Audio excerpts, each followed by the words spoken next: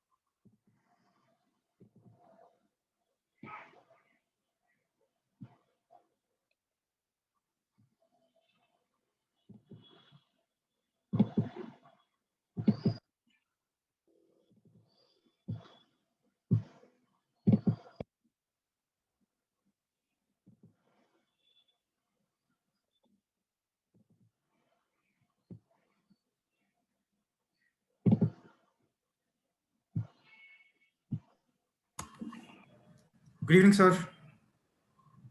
Good evening.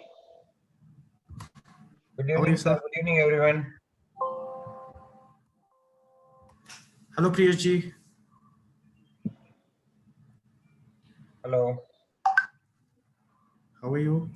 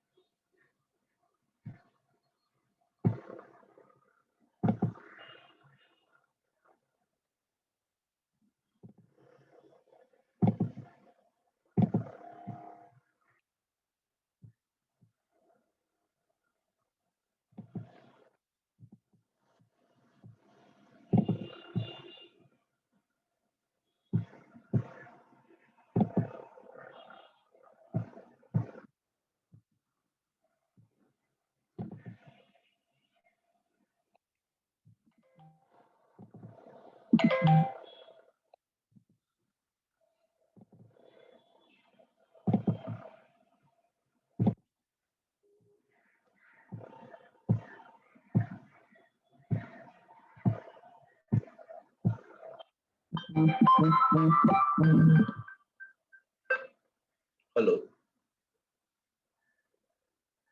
Hello.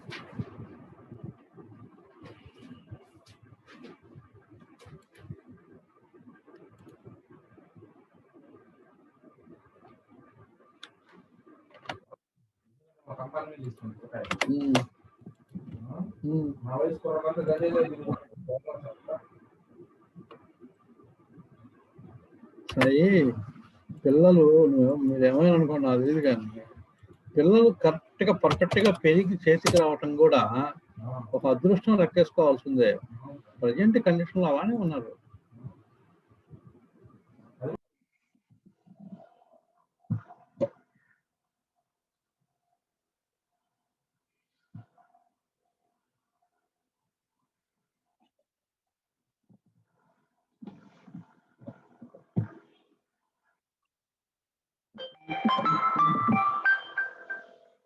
Hello. Yeah, screen is seen. In the screen, your name is not there.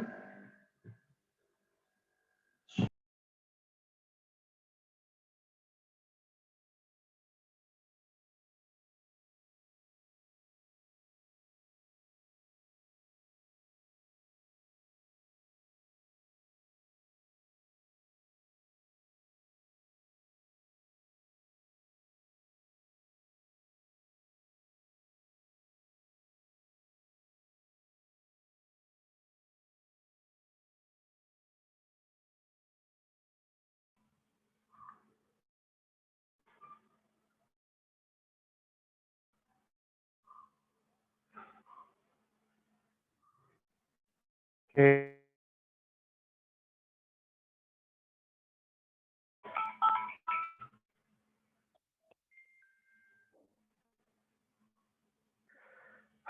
Good evening, everyone. Hope you all had a great day and are geared up for the webinar.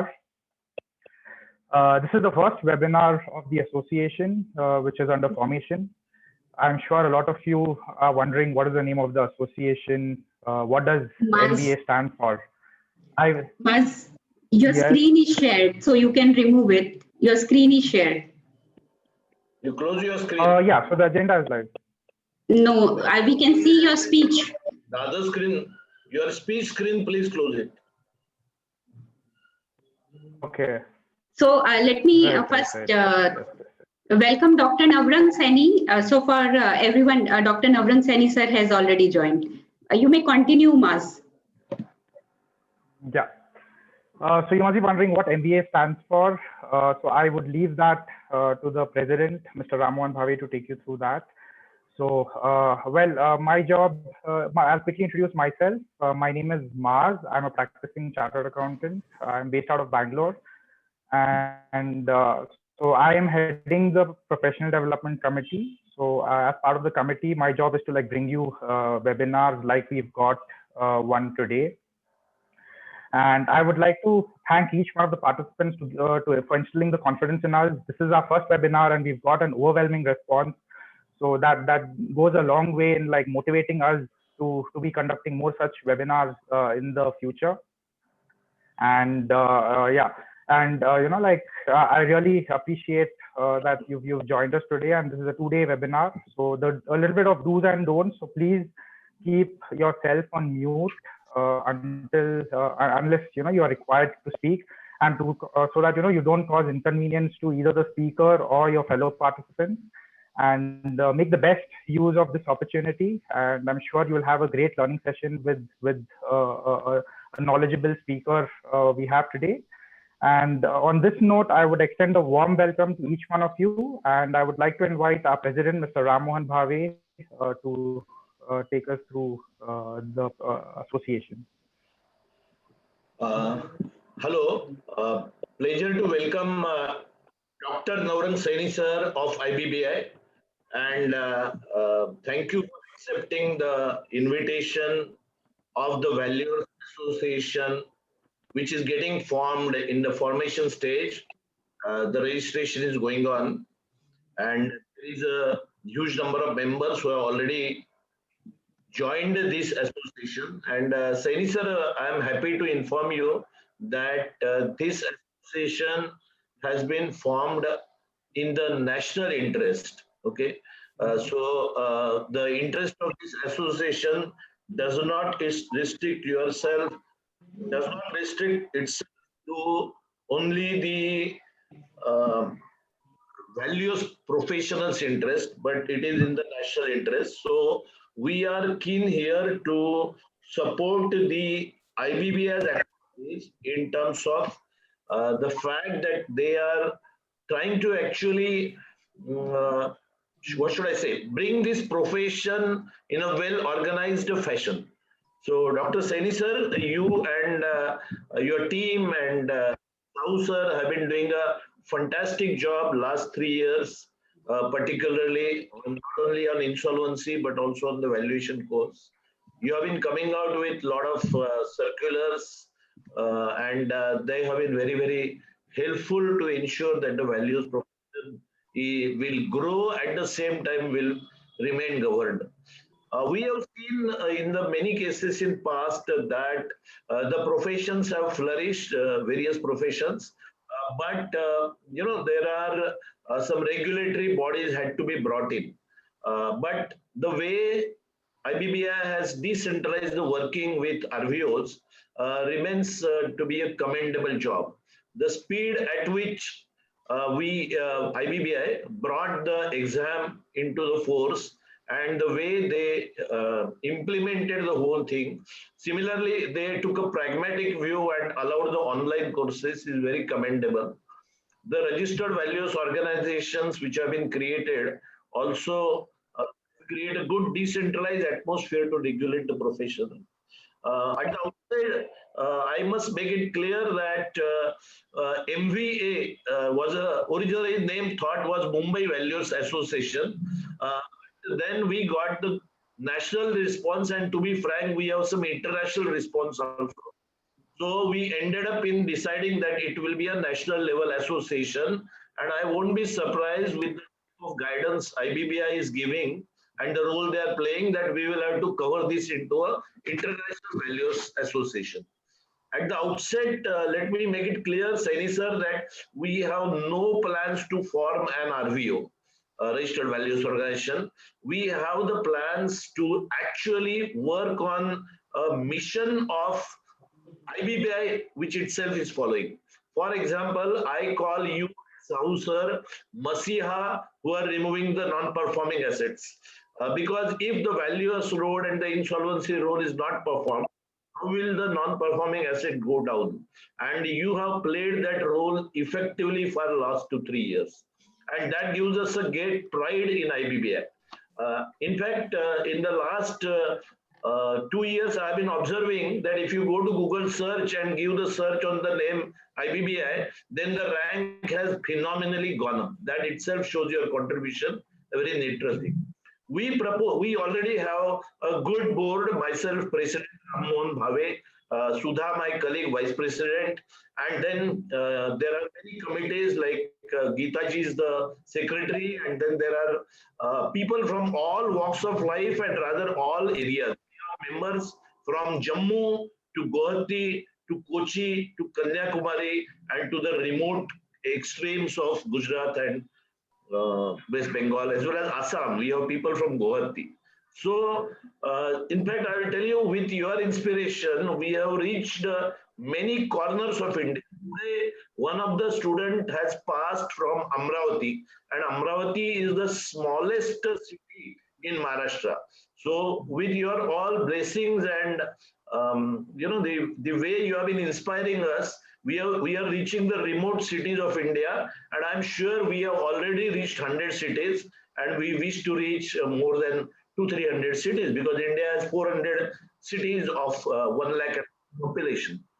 So arranging webinars from time to time, preferably online, so that we reach every corner, then playing in the national interest to see how we can spread the profession of valuation and keep it as an organized profession.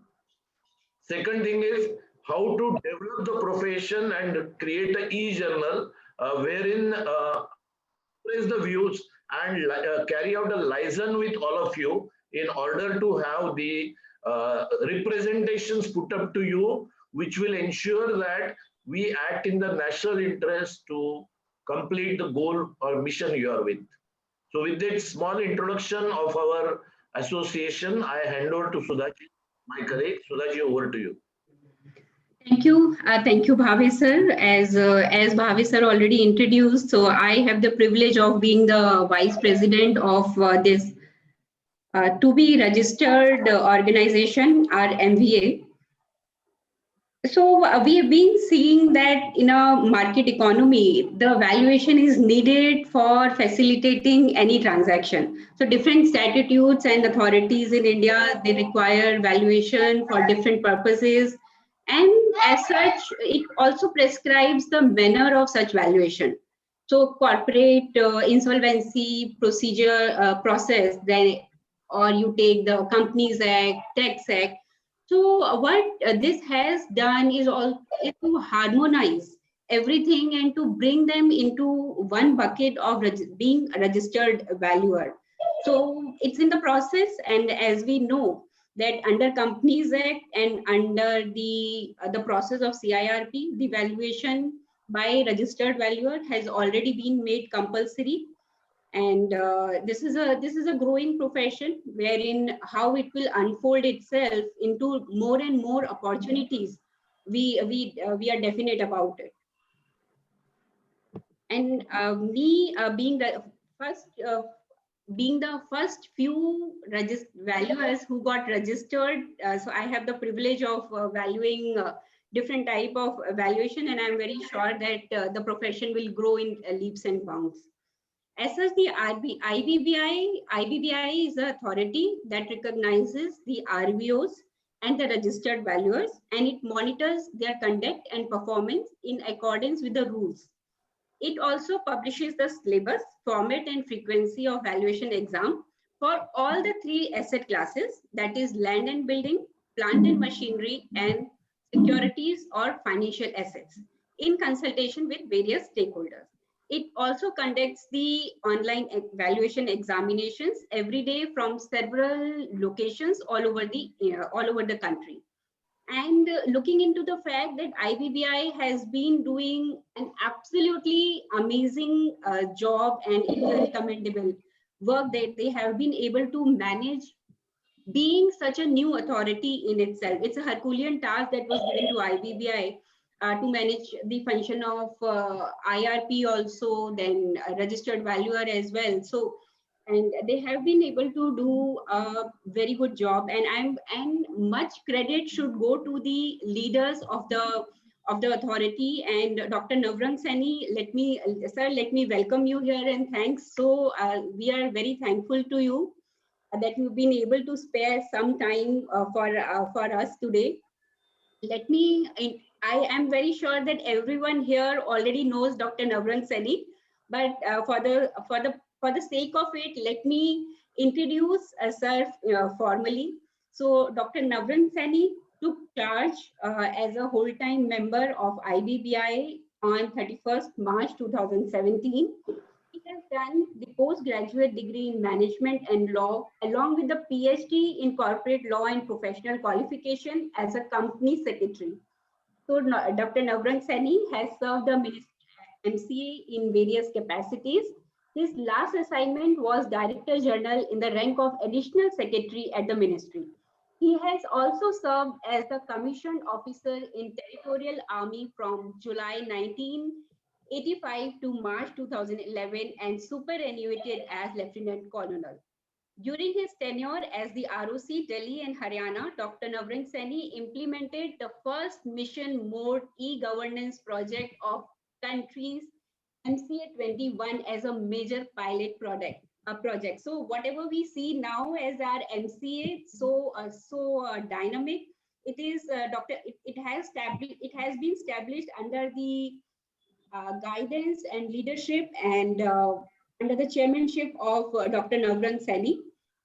He was a member of appellate authority established by central government in accordance with the powers conferred by the Institute of Chartered Accountants of India and other institutes. He is a keen mountaineer, trekker, and skydiver. And presently, as we all know, he looks into the registration and monitoring wing comprising insolvency professionals, insolvency professional entities, information utilities, insolvency professional agencies, registered valuers, RVOs, and inspection, investigation, surveillance, and grievance redressal. In addition, he is also in charge of legal affairs division and establishment division in IBBI. with this brief intro, sir, we would request you to speak a few words for all of us today. Thanks a lot, sir, again. Thank you, Sudhaji. Thank you, Bhave sir. And first of all, I would like to say, and I would like to repeat the words of Bhave sir, that the association is being actually registered for the national interest. And actually the national interest is the first interest for all of us. So thank you very much, Bhave sir, for taking this initiative. I can only say, and I'm not going into whether you are RVO or whether you are association, whatever is there. I am only saying that you are doing something good for the society by teaching your own members, and not only the members, others also, because right now only the members may be participating, but whatever you publish subsequently or whatever you record or share with others may be useful for their future endeavor in the valuation profession. So thank you very much, and thank you, Sudhaji, for introducing me. I do not know whether I deserve such a elaborate introduction or not, because I always believe in the work. And so let's again come to work without actually taking much of the time. We all know, as Sudhaji has just stated, that valuation is required in every sphere of the life, maybe purchase of property, taking a loan from the bank, mergers, acquisitions, and of course nowadays under the corporate insolvency resolution process and liquidation of a corporate person. And sometimes we have discussed with Bhave Saab also about the history of the valuation profession. We all know that this profession is existing since long, but was not regulated till notification of the company's registered valuers and valuation rules 2017. And as just stated by Sudhaji, the board acts as authority under the valuation rules for regulation and development of the profession of valuers in the country. As an authority, it registers and regulates registered valuers and registered valuer organizations. The board, as again quoted by Sudhaji, we actually do conduct examination for valuers throughout the year and grants registration. And I was going through one of the actually article, I think recently written by Ram Mohan Bhaveji, and I think Madam Suchita, I may not be remembering the name correctly, on disclaimers.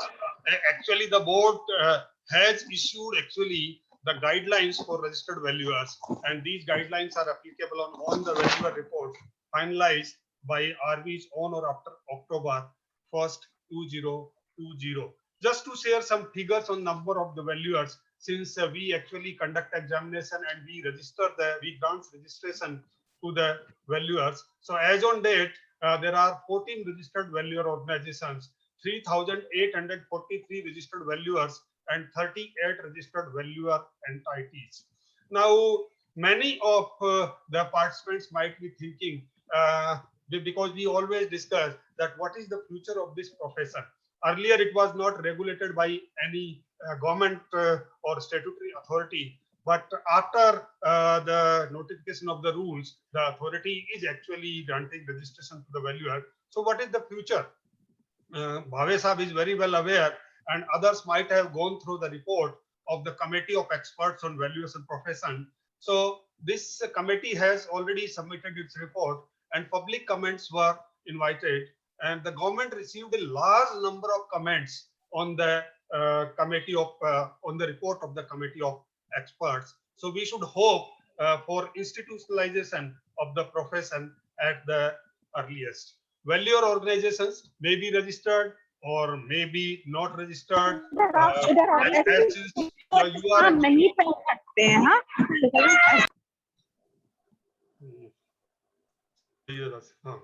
So any organization actually which conducts the programs plays a great role in developing the profession. And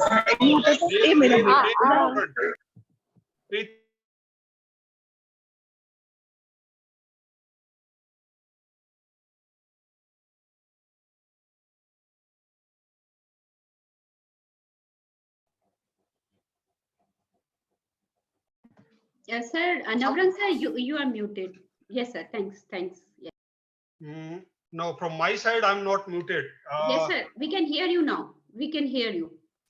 So we all know that any organization has to actually depend on some of the key persons. So like Ramon Bhave Saab and yourself, Madam Sudha, and your the other persons who are on the screen, they are devoting a lot of time.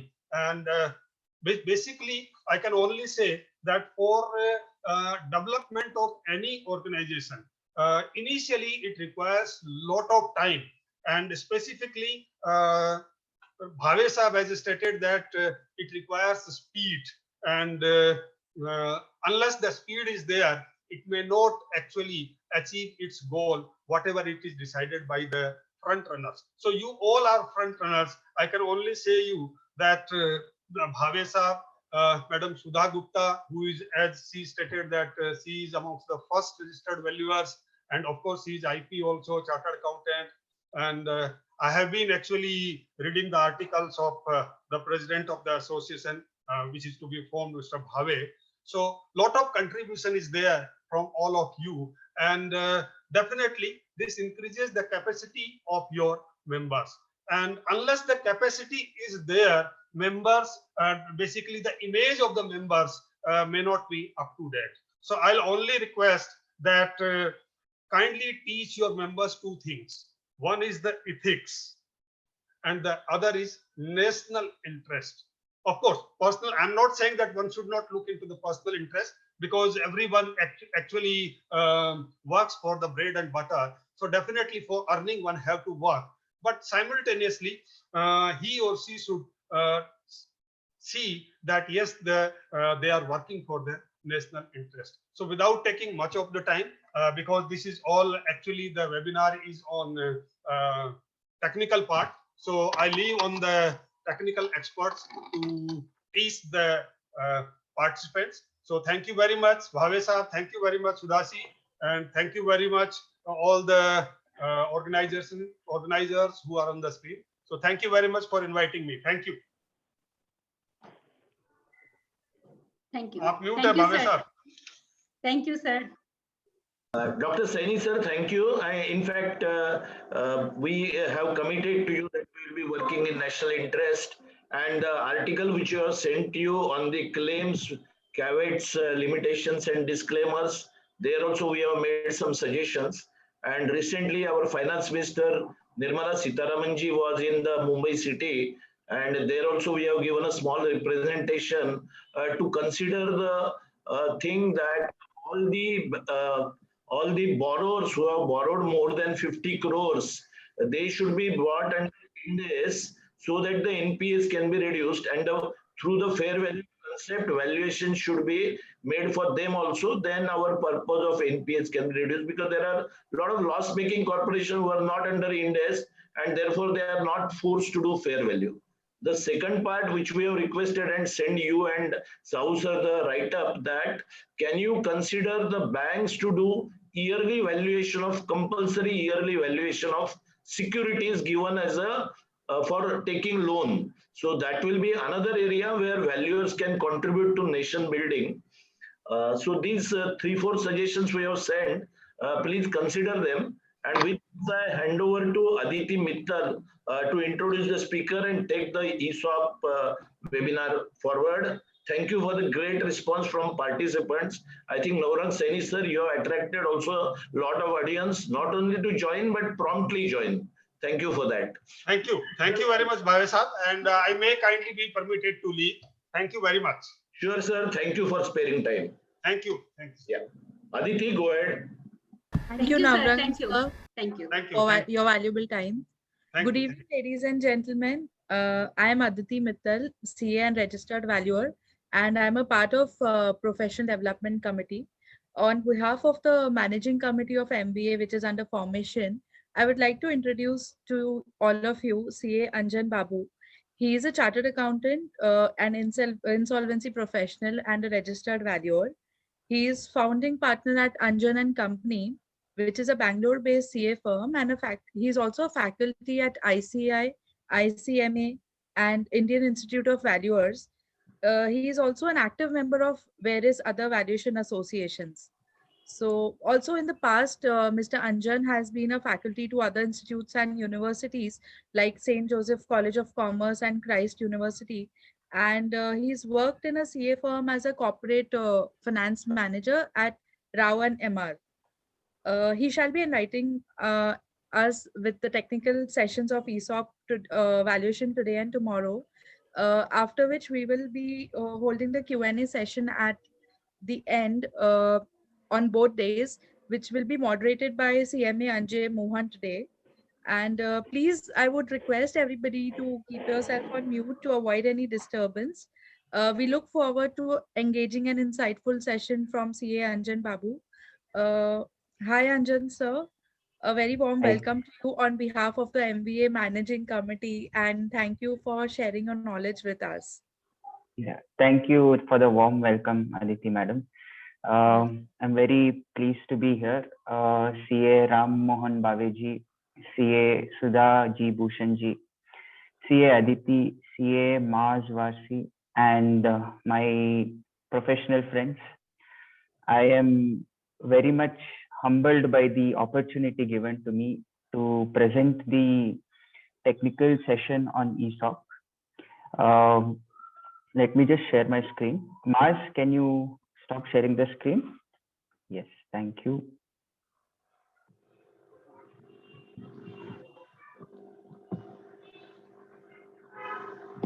Right.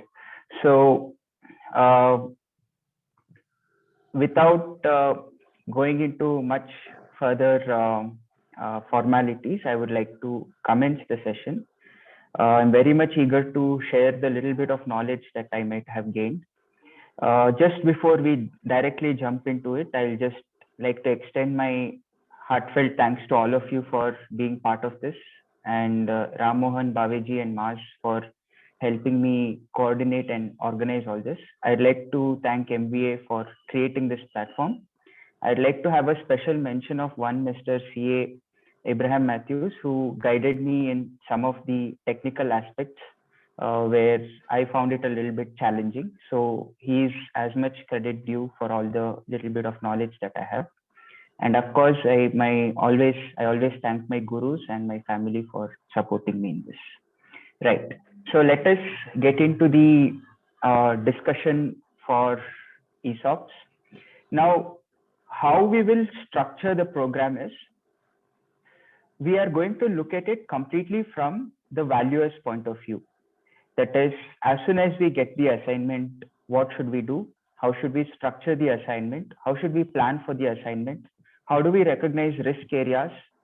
How do we validate our findings?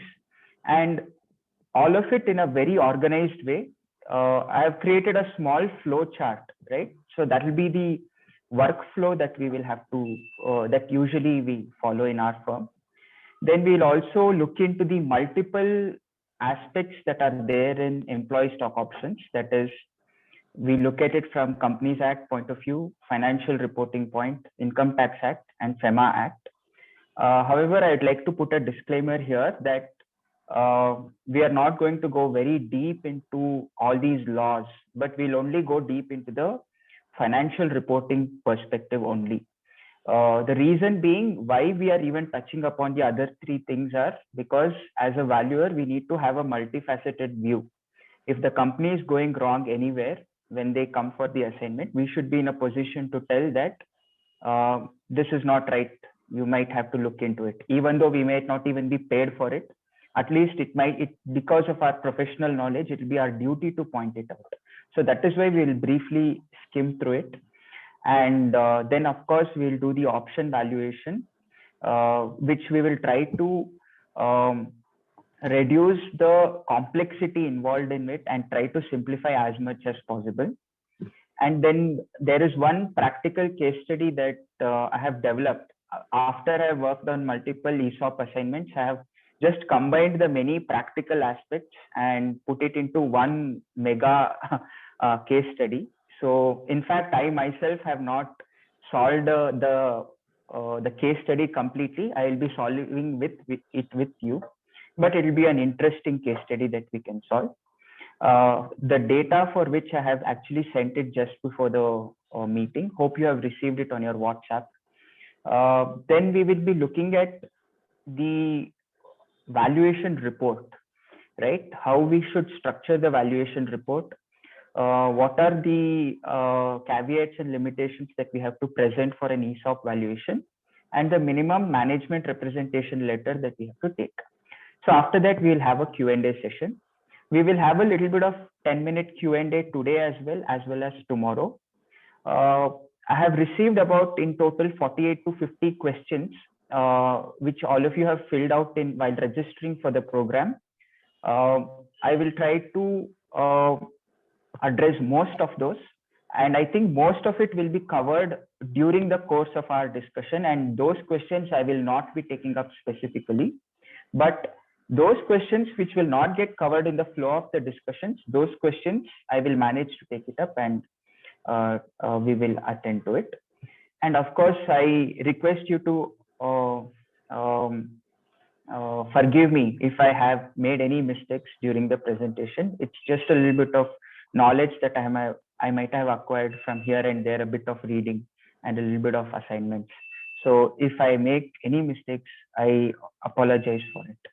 Now, the things that will not be covered in this presentation is, you cannot expect the basics of ESOPs to be covered, like the basic terminology like vesting, grant, and all of those things I will assume that you already know, because within the limited span of time, we have to cover a lot of expert areas. And as I have told you, we will not do a deep dive study into the law. Even if you bring out a contradictory point of what I'm saying with regard to a law, I might not be in a position to continue the discussion on that, because that is not the part we are going to study today. We will not do a deep dive into other related instruments like stock appreciation rights, restricted stocks, phantom stocks. Of course, we will only do a skim of those. We will focus mainly on startups and unlisted companies, because I have observed majority of the professionals today are concentrating on the startup sector and the unlisted company sector. At least the attendees, I believe the questions based on which I saw, I felt like most of you are interested in startup ESOPs valuation. But of course, whatever we study will hold good for listed companies also, maybe to the extent of 90% only. The other 10% extra part we will not be studying. Like, for example, Ind AS 102, we will be studying only the basic principle that we have to take from it. I will not be going deeply and solving a case study in Ind AS 102, but we will be solving a case study in the guidance note issued by ICI recently in September 2020. So in that perspective, we will be solving a case study, right? So these things we will keep in mind. Now, moving further. So first of all, let us understand why an ESOP valuation is required in the first place, and what are we valuing in an ESOP. So what we will be valuing in an ESOP is the option component, right? The option to convert that is given to the employees that can be converted into equity shares on a future date. Now, why do we need to value it? Two reasons are there why we need to value it. Reason number one, for the purpose of financial reporting, that is from the company's angle. If you are a company, you need to expense your employee stock options. That expense part is nothing but the difference between the fair value and the payment of the issue, that is the amount paid by the employee to acquire the shares. And of course, there's a time limit, a time component as well to it, which we will discuss. I don't want to get too technical on it now, but that is an expense because the company is allotting shares at less than fair value. And because it is allotting shares at less than fair value, the component of less has to be expensed into the financial statements of the company. Now, when is it needed to be done? ideally speaking, it needs to be done when the grant is happening. That is, in the year of the grant, the valuation needs to be done, and that option value will carry throughout the life of the option, right? Who can do this? Is there a requirement that a registered valuer should do it, or is there a requirement that any particular professional should do it? Nothing as such. In fact, the company itself, if it has sufficient time on its hand and professionals on its hands, can do it by itself. And if the statutory auditor is comfortable with the company's computation, it can still go ahead. But in cases where things get a little bit complicated, or if the statutory auditor requires more reliance on the expensed part in the P&L account for the ESOPs, in those scenarios, a professional is sought for. Any professional can do it, but if they are a registered valuer, maybe they might carry a little bit more value in the industry, right? Because they are registered valuers. Now, when is the second time when the ESOP valuation is required? The second time is when the option is getting exercised, right? When the option is getting exercised, while the expense is already done in the company's books, the income recognition in the hands of the employees also need to be done. And that will be recognized as a perquisite for all the employees in the income tax, that is income from salaries.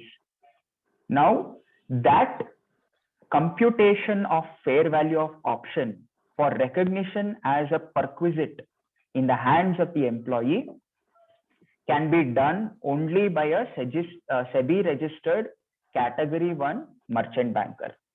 Other than that, no one else can do as per Income Tax Act.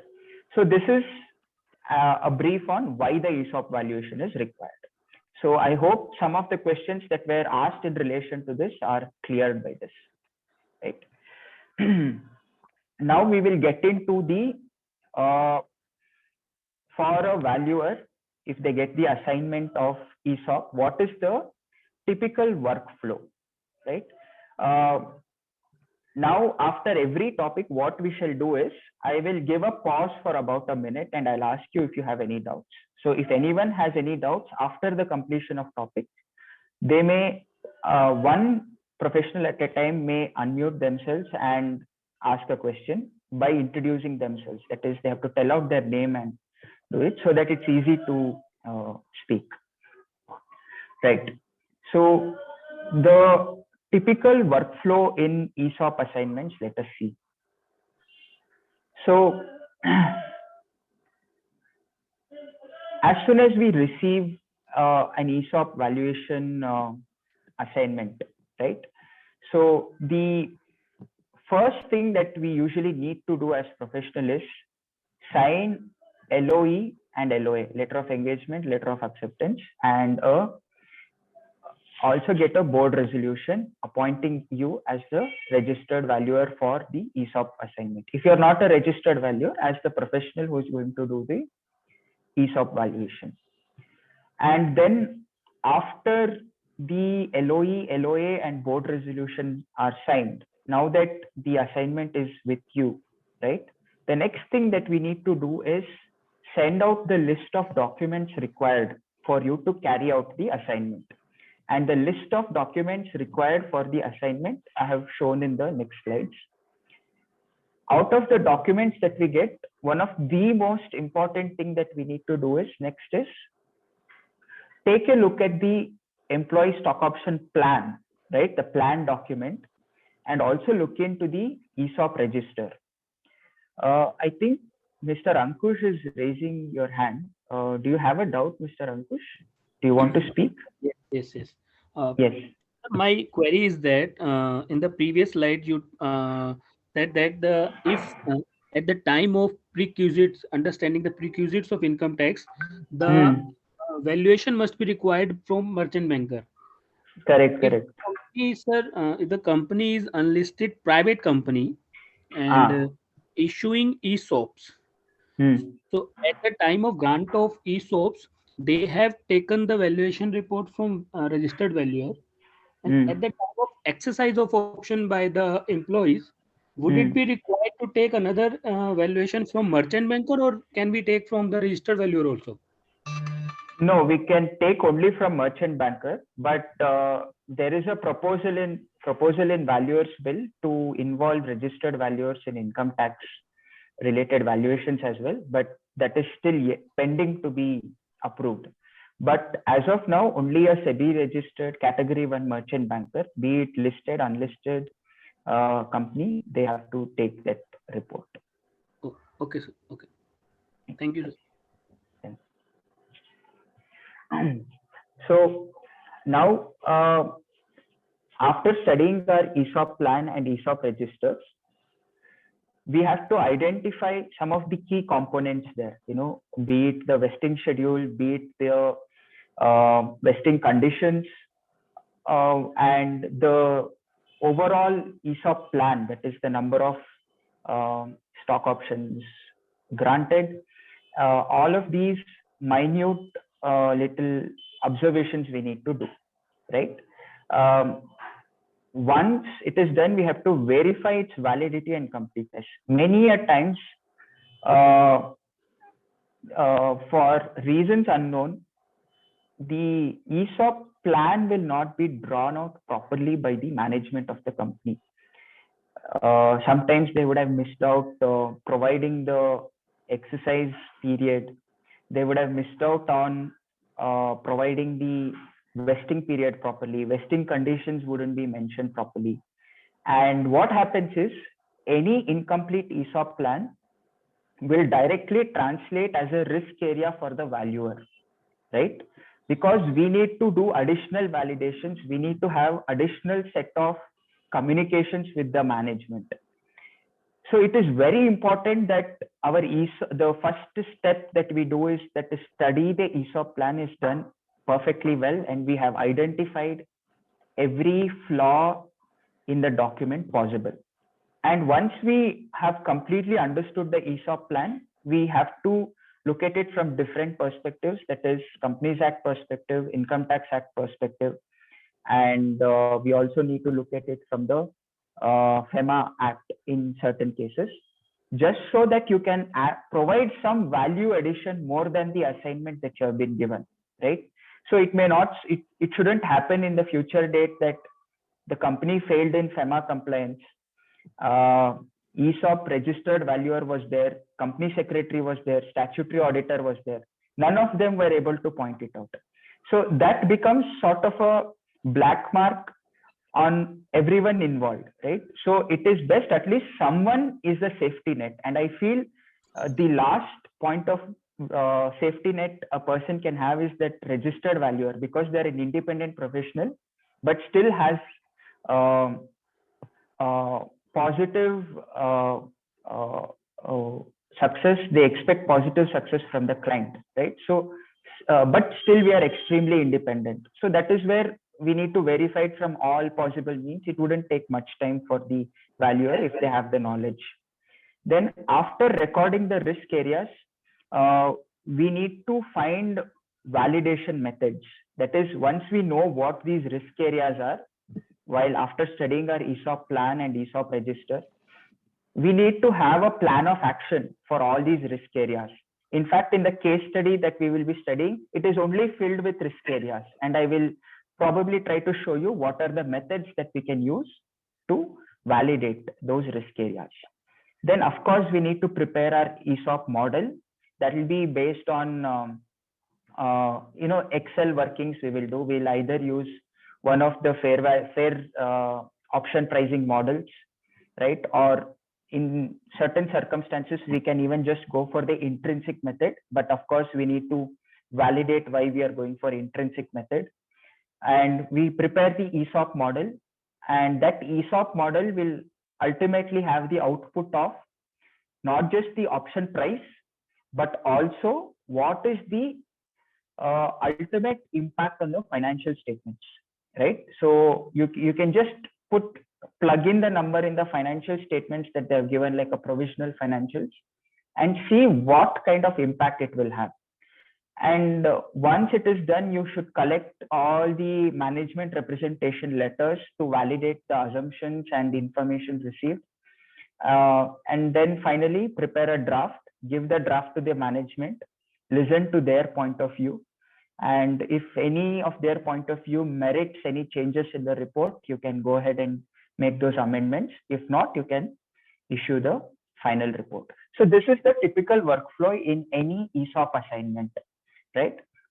Now, going forward, we will attack each and every point of these workflows one by one going forward. So LOE, LOA, I'm not going to go very deep because it's just exchange of documents, but let me go into the list of documents required for an ESOP assignment. So you will probably be sending an email on the list of documents required for your ESOP assignment, and some of the most important documents that you need, without which you cannot even begin to start the ESOP valuation, is the ESOP plan, the ESOP register, details of lapsed, cancelled, and active ESOPs, all equity valuation reports in the past. That is, you will be needing fair value of equity shares. So you will need to have an equity valuation report. If there is no equity valuation report, you have another assignment in your hand. You can ask them for a valuation, equity share valuation assignment, right? Because without equity shares, fair value of equity shares, you cannot value employee stock options at all. It's like, and your ESOP valuation report will also not be validated. So you need to have fair value of equity shares, previous year financials, and provisional financials of the current year. I request all of you to mute, please. Okay, thank you. So along with sending these important documents that you need to commence the work, there are certain other documents as a valuer or as any other professional you need to always have with you as a working documents and working papers. You need to have the KYC and incorporation documents of the company, that is their certificate of incorporation, MOA, AOA, all of this. If it is done through a methodology of trust, ESOP trust, then you need to get the trust documents as well. And then grant letters, allotment letters for all the employees, board resolution copy of the approved ESOP plan. You need to have a business profile because you need to describe the business in the valuation report. So business profile is very much needed. You also need to understand what kind of business they do, right? So that you understand their ESOP plan better. Then we have board resolution, minutes of the board for all the grants that they make. So for any grant they make, you need to have a board resolution for it. And in case of any discussions with regard to ESOPs, you need to take minutes of the meeting of the board resolution. Individual option agreements that have been made with employees and key personnel, you may have to sometimes vet it against the data that you have received and whether the data and the agreement are actually matching or not. And you need to have a forecasted financial statement because our assumptions of ESOP will be dependent on how the company performs. So typically at least 5 years of forecasted model is needed. That is the projected financial statements. But just in case your ESOP is beyond 5 years, you may have to even take a projection of beyond 5 years. In case if they are unable to provide, we will have to get some sort of a MRL from them for the forecast. So these are the list of documents that we need to take out from the management of the company, right? Now, when we look into the ESOP plan, right? When we study the ESOP plan, what are the things, data that we need to take out? I again request everyone to mute, please. It is a little distracting. Okay, thank you. So, CA Sandeep ji is asking me a question. You may please ask, sir. You may unmute yourself and ask if you have any question. In the previous slide, it was mentioned that we can ask for the equity reports, and based on that, we can do our valuation of ESOP. So, Yes. how old can these reports be? Ideally speaking, it should be as recent as possible. And if it goes beyond 1 year and there have been lot of changes in the business, then we might have to ask for another report beyond 1.5 year, and the company has gone through a lot of changes. That time we will have to ask for another report. Okay. Hope that's okay, sir. Yeah, and just one more question on this. The details on lapsed, cancelled, and active ESOPs. Why do we require that lapsed and cancelled ESOP details? See, just in case you have been brought in the middle of an ESOP and not at the beginning of ESOP, we will have to give a valuation report which tells that this is the expensing that you need to do. And we should not do expensing to the extent of lapsed and cancelled ESOPs. We should only do it to the extent of active ESOPs. That is the reason why. Okay. Thank you. Yeah, thank you. So, when we are looking into the ESOP plan, it will usually be a 20-30 page document, sometimes even more exhaustive. The basic data that we need to capture out of it is the number of shares subject to ESOP, how the ESOP will be administered, that is whether through the directors and the management of the company itself or whether through an ESOP trust. And of course, when there is an ESOP trust, gets a little complicated for the company itself. But either ways, you need to take into it. There is no rule anywhere that says that you need to have an ESOP trust to manage ESOPs, by the way. Just a little side note. But if it is there, you need to take it. Who are the eligible employees for this ESOP? What is the vesting schedule? What is the vesting period? Sometimes there will be graded vestings. You need to pay particular attention to graded vesting schedules. What is the exercise schedule? What is that is the exercise period, and what is the exercise price? So these are some of the most basic things that you need to draw out of an ESOP plan, and you need to put it into a separate working paper in order to carry out your further ESOP valuations. Now let us come to the validation from all points of view, right? So this is the value addition that you give to the company as a ESOP valuer, because ESOP is such a thing that there is no mandate anywhere to appoint a professional to do it. So since it is such a non-mandated assignment area, it is best to give as many value additions as possible. One of that is to just do a validation check on whether the company is compliant from all points of view. So the first one is the Companies Act perspective. So from the Companies Act perspective, ESOP cannot be allotted to a promoter. ESOP cannot be allotted to a director who holds more than 10% of equity shares already. That means the definition of director means director and all the related parties and relatives. Okay. And then, however, these 2 points are not applicable if you're dealing with a startup that is recognized by DPIIT, that is DIPPT, I think. Yeah, Department of Trade Promotion. If there is that interministerial recognition, it has been recognized as a startup, these 2 points are not applicable. Then when you're reading through an ESOP plan, you should also check up on the fact that the minimum period between the grant date and the vesting of the option is at least 1 year.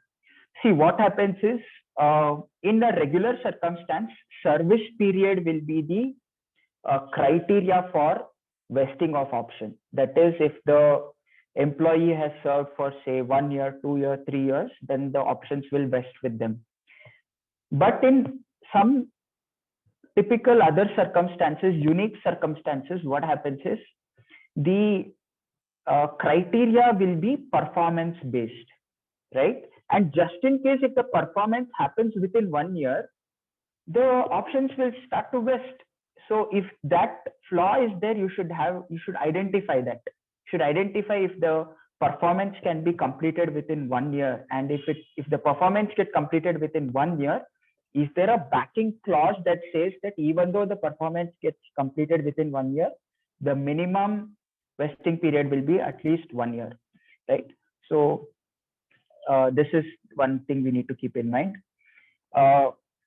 Options are actually not at all transferable as per Companies Act, other than if there is a death of the employee, then whatever options are vested, it will get transferred to the legal heir.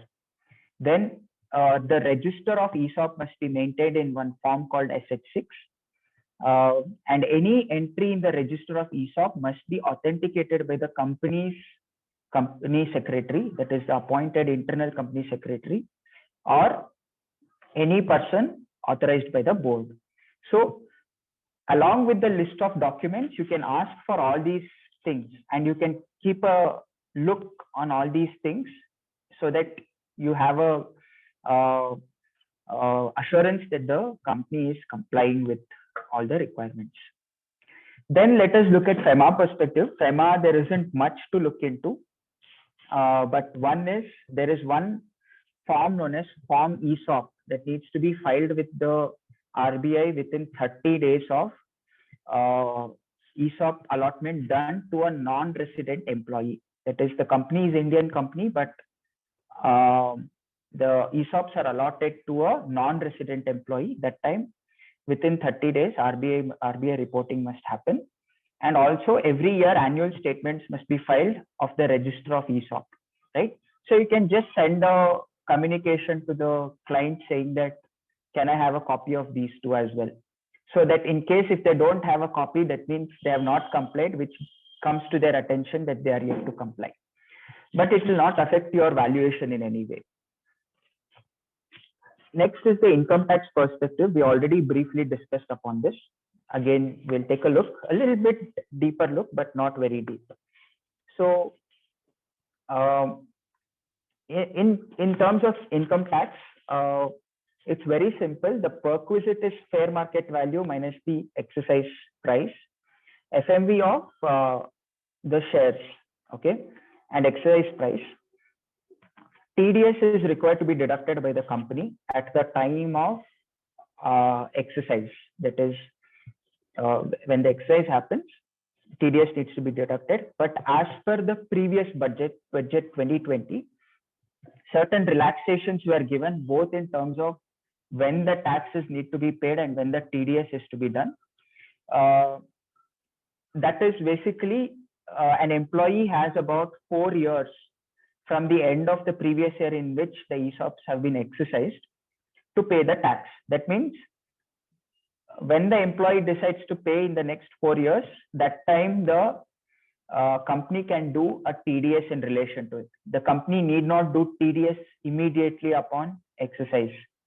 So it is the earliest of the following, either 4 years, or secondly on date of sale of shares, or thirdly when the assessee ceases to be an employee. Date of sale of shares is whatever shares have been allotted, that when it is sold off at that time, right? So these are the 3 times when these earliest dates when TDS has to be done and the employee has to pay tax. And when the stocks are sold off by the employee, it is taxable under the head of capital gains.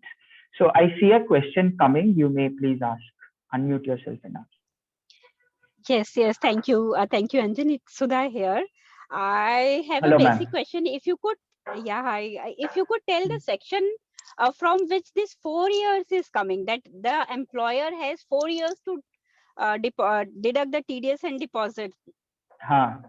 So I will just have to get that section. I have not put it. It's not on the top of my mind. By tomorrow session, I'll put it out. Yes. Thanks. Yeah. Thank you. Bye. All right. So I'll just make a quick note of that I have to get back.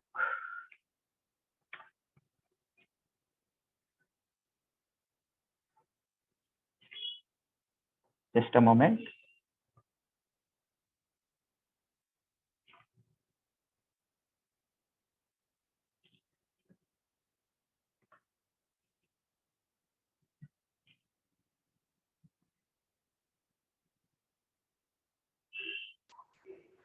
Right.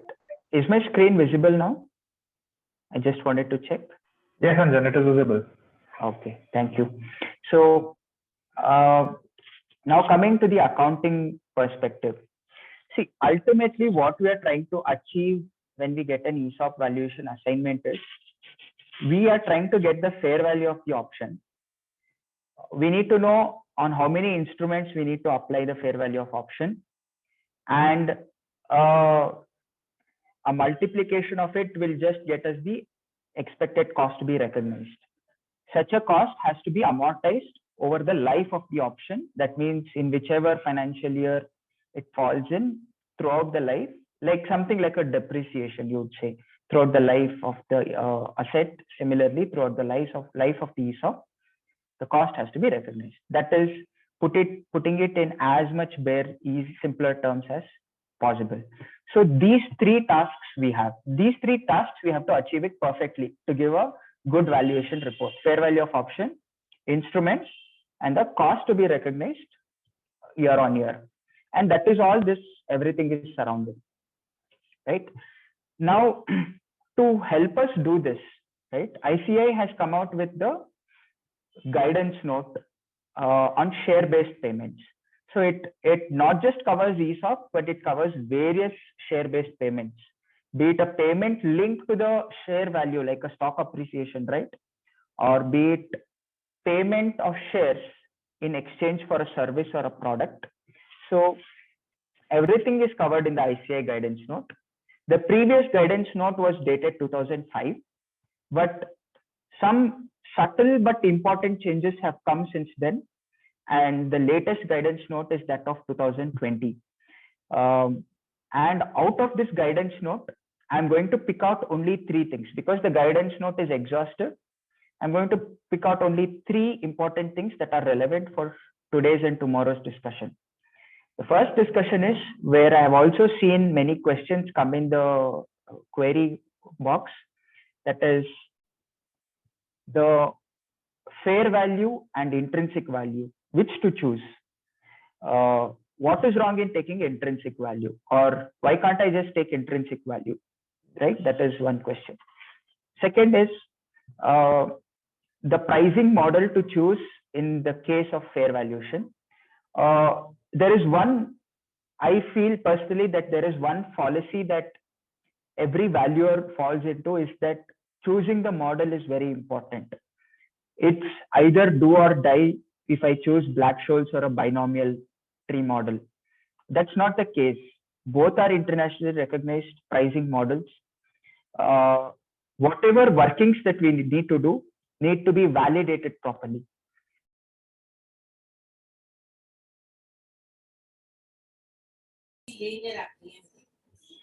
Black-Scholes being one of the most important. I request everyone to mute, please. Yeah, Black-Scholes being one of the most important worldwide recognized Nobel Prize winning formula, it is preferred because it is very simple. Binomial is not simple.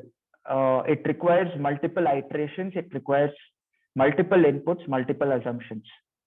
Black-Scholes is very straightforward and simple. You plug it into a calculator, you get the output, right? So pricing model we see. And we also, since in practical scenarios, things are not so easy. There are always different challenges that come up in using a particular model. The inputs that go into the model will also be guided by the ICAI guidance note on share-based payments. So this is the ultimate book that we need to be probably referring to if we are undertaking valuation of ESOPs. Well, of course, this is just applicable for IGAP situations. If we are going for Ind AS 102 valuations, that is ESOP valuations in case of listed companies, we can still draw and references from the guidance note here. But Ind AS 102 itself by ININET, it's very exhaustive and gives a methodology on how to do things. But if the gray areas are such that Ind AS 102 or IFRS 2 does not address them, we can go ahead and look into the ICAI guidance note just for a peek into what can be the possible solution, right? Now, coming to Ind AS 102 share-based payments, in our technical session, we're only going to look into two things. We're going to draw two things from it, which are the differential aspects from the guidance note. First is the concept that in Ind AS 102, no intrinsic valuation is allowed at all. You have to do fair valuation. So that is point number one. Point number two, we are going to, there is a deeper deliberation done in Ind AS 102 in case of performance condition being the vesting condition for ESOPs, right? So we will go a little bit deeper there, but we are not going to solve practical case studies because it requires a session by itself, because those models are very complicated. When let us say a market linked performance condition is attached to it, the market linked variable vesting period condition is there, means that's the most complicated thing that you can get in a ESOP assignment. So we'll not be looking into that. Because with the time that we have and the expectations that are out there, we will cover the core basics. We will try to strengthen the core basics in ESOP valuation.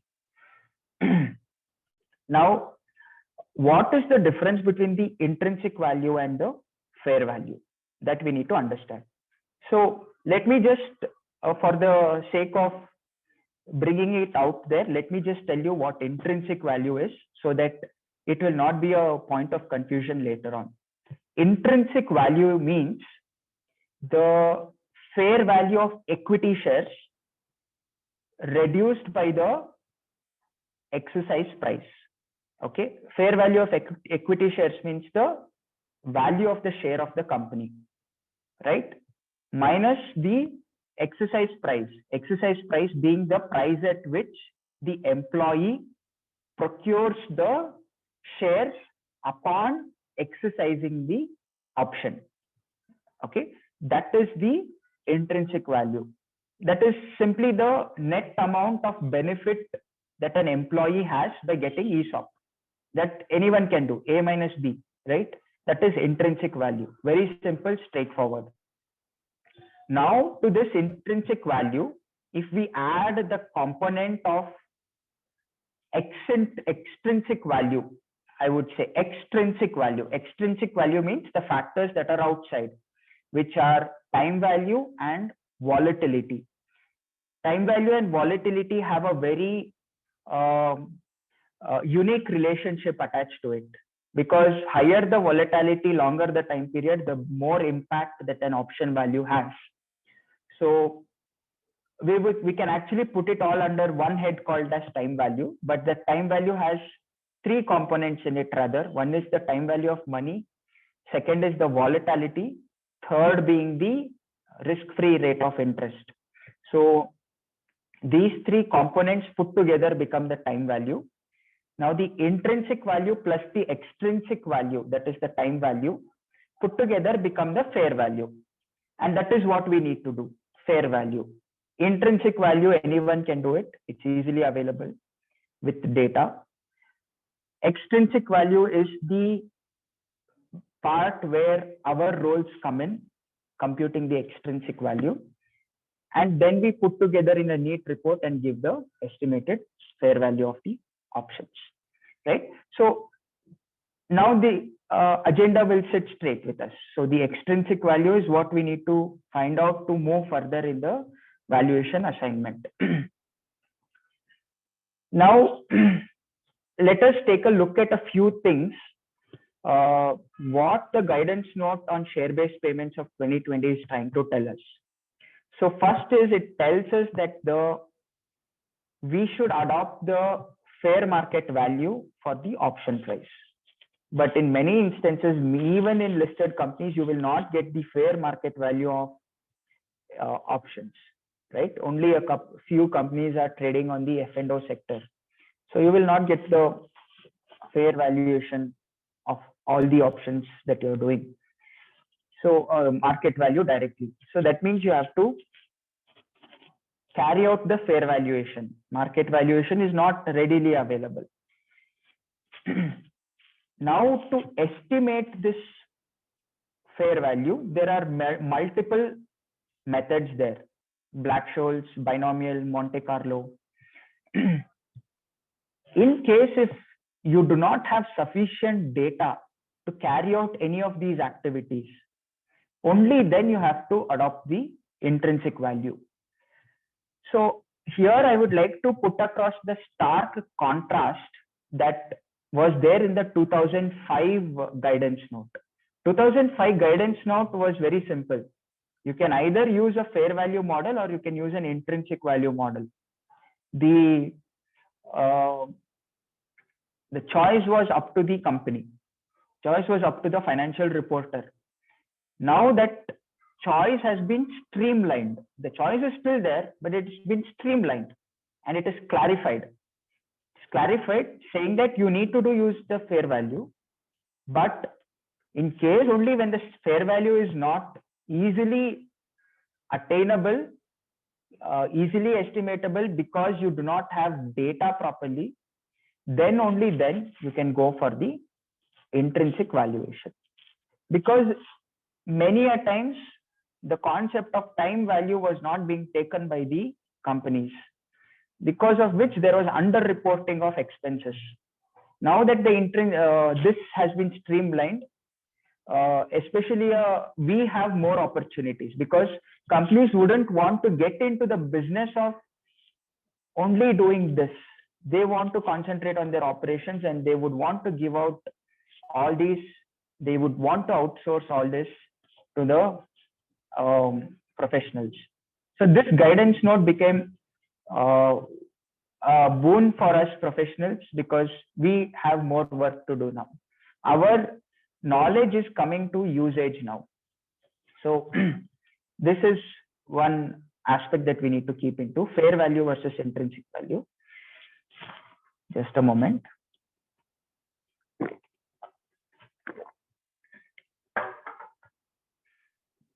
Now the definition of fair value is that intrinsic value is that it's just market price over exercise price, which I already told you earlier. It's easy to calculate, easy to understand. Major disadvantage of it is in case the option is out of the money. Out of the money meaning where the fair value of shares is greater than the exercise price by the employees.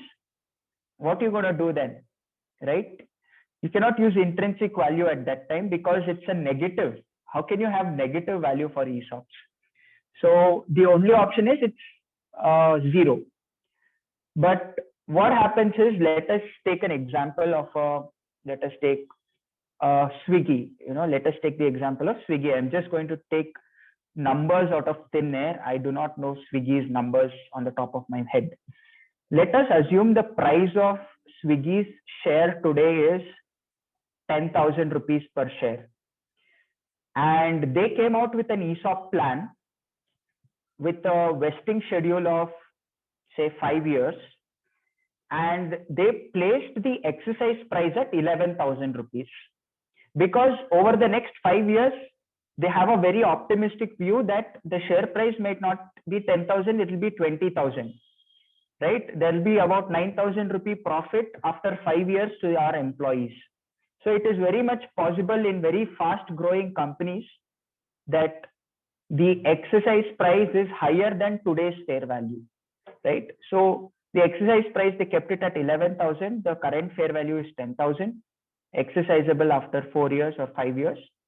Now, what are you going to do? You have a negative 1,000 as intrinsic value. So are you going to book income on your books? Right? So, but be very aware that there is a possibility that due to the volatility in the stock valuation of Swiggy and the time value of money, it is very much possible that at the time of exercise, the fair value of the shares of Swiggy might be higher, right? At least you need to give effect to that volatility and time and the interest, even though projecting the fair value 5 years later is out of your scope and it has no way in relation to your valuation assignment. The component of volatility of the Swiggy share value and the time value of money, that needs to be brought in, and that will definitely give you a positive value when you put in a Black-Scholes model, right? While the intrinsic method just gives you a negative value. So that is the biggest disadvantage of intrinsic value. And just in case, even if we do intrinsic valuation, right, in our assignment, it is always best to validate it by using a Black-Scholes and a binomial with assumed numbers. We cannot be, because ESOP is an assignment given to us as professionals, believing that we are the experts in the field. So we cannot be lazy enough not to do a fair valuation, even though we don't have inputs. Like, even though we don't have inputs, we should end up doing the fair valuation. But for the sake of deleveraging your risk, you can use the intrinsic value, but you can validate your intrinsic value with a fair value that has come through some assumed numbers which have low probability. That is still acceptable, but we need to do it. We cannot afford to be lazy and just do an intrinsic value and give to our client, right? So then coming to the fair value, one best thing about fair value valuations is, be it lattice meaning binomial, or being Black-Scholes, we'll always end up getting a positive value because of volatility factor and the time value factor. Parvati madam seems to be having a doubt. If you have a doubt, you can let me know. Okay, I will move forward. If you have a doubt, please let me know. Right. So the biggest disadvantage of fair value is you need to be active and do a lot of work. That is the biggest disadvantage. It requires more inputs and a little bit more assumptions. It's not so easily understood. So need to put in a little effort to understand the dynamics of Black-Scholes, but Black-Scholes or lattice, but it is not rocket science. So we have to do it. Now, when we go for fair valuation, we need to understand the option dynamics. So this concept will be easy if you're already in options trading, or if you are aware of how options work. When there is an increase in the price of the underlying asset, the resulting fair value of the option will be higher. If the exercise price of the option goes high, then the fair value will come down. If the expected volatility increases, fair value will go high. Expected dividend increases, fair value will go down. And if the risk-free rate goes up, even the fair value will go up. And the term of the option, if it goes up, the fair value will be higher. Anyone have any doubts? Let me just a moment.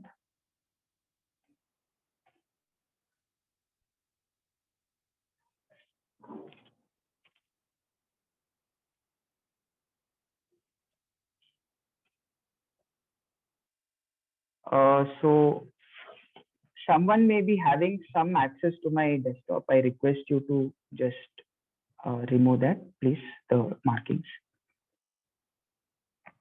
Just a moment. Yeah, I would request to disable annotation.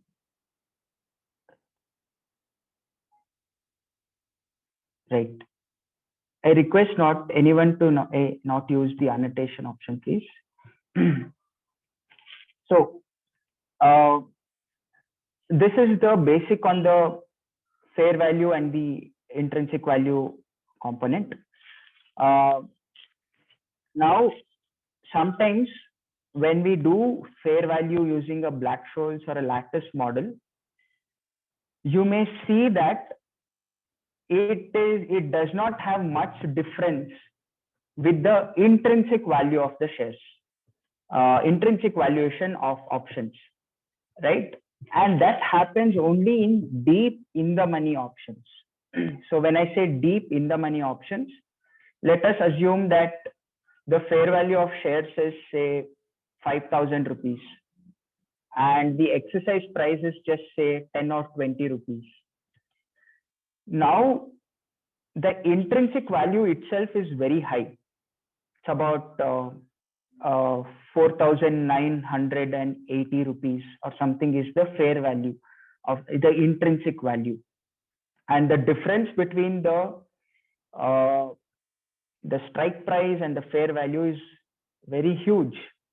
In those circumstances, the number put out by Black-Scholes as well as the binomial tree method will be similar to the intrinsic value of shares. And that is a good thing because you're validating your workings. Don't think that after doing so much work, there is not much difference between the intrinsic value and the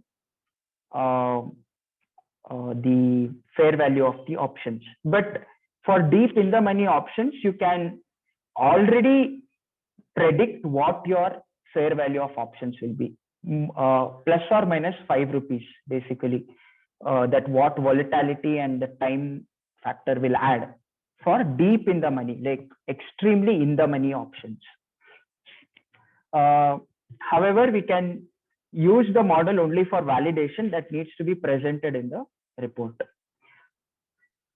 If anyone wants me to explain this concept again, or if anyone have any doubts, you can ask me, because some of these concepts may be very new to you. But since the level of this thing itself is a little high, I'm going at a higher pace. If you have any doubts, you can ask. Mr. Suresh, you have a doubt, please unmute yourself and ask. Sir, you're on mute. Yeah, could you please elaborate a bit on deep ITM option? Okay, so there are basically 3 concepts in options. One is known as the out of the money, at the money, and in the money, right? See, out of the money is when your strike price is greater than the fair market value of the shares. That is out of the money. That is, you are not in a favorable position as an option holder. Then you have concept known as at the money. At the money is a situation when your strike price and the fair market value are one and the same. Like if it is 100 strike price, 100 fair market value. Then the third thing is in the money. In the money is when an option holder is in a favorable position. That means in case of a call option or in the case of ESOP, the market value of shares are higher than the exercise price of the shares. This is in the money. Now, deep in the money is when the difference is very big. The difference between the exercise price and the market price is very high, right? Like for the example that I took, the fair value of share is 5,000, but the exercise price is just 10 rupees. So 4,990 is the difference, which is the intrinsic value. That is deep in the money. And when things are deep in the money, even though you do fair value of using a Black-Scholes model, the output that you will be getting will be very much same as the intrinsic value, plus or minus 5-10 rupees. That's all. So that is deep in the money. Thank you. Yeah, thank you, sir.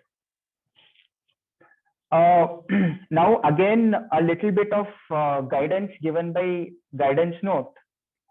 In case there is a range of expectations for our inputs into our Black-Scholes or binomial, as the case may be, the guidance note has now given us a clearance that we can take weighted averages based on the probability of occurrence, be it dividends, be it the fair value of equity shares, be it the exercise behavior of the employees.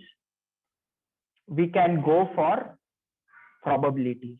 We can use weighted averages. So, and also, of course, whatever weighted average we use, we cannot simply plug in the numbers based on our gut feeling. We need to validate it through proper research reports, okay, and through proper information collection. So that validation is very much needed, but at least it opens up a gateway that we can do this now. Next, in many cases, what happens is, see, ultimately option valuation that we will be doing for ESOPs relies on much of historical data. But if the historical data is not what you think is the right move to go, you can go for future predictions, but you need to have backing data for it. I am personally yet to carry out an assignment where I am not relying on anything on the historical data, be it the performance of the company, be it the dividend decision.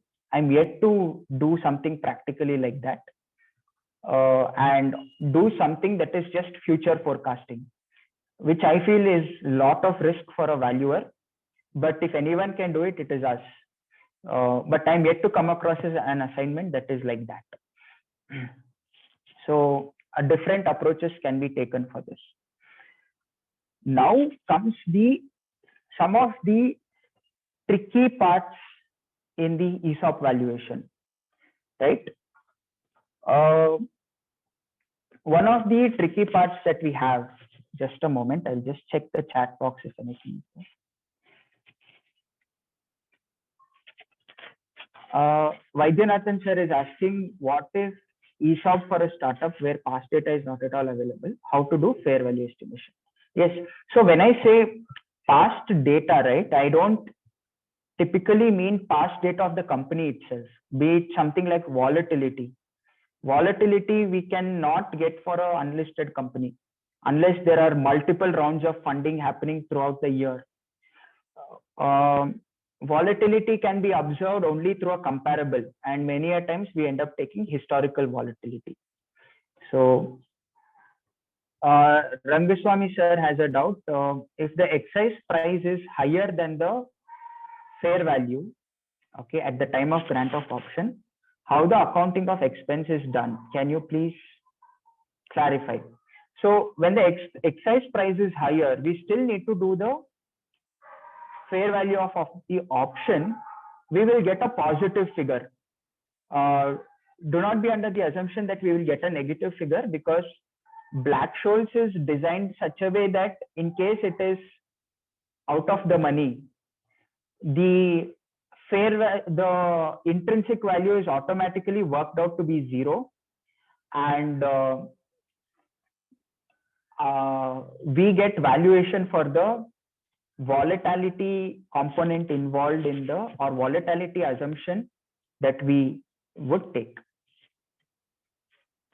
So next question by Vaidyanathan sir is, but on volatility I normally use index, okay, volatility index, VIX, okay.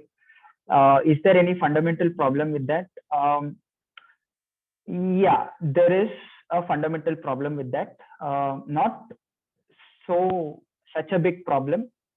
In case if there is a comparable company listed on the exchange, it is better to take that volatility than the VIX, because VIX is a generalized volatility.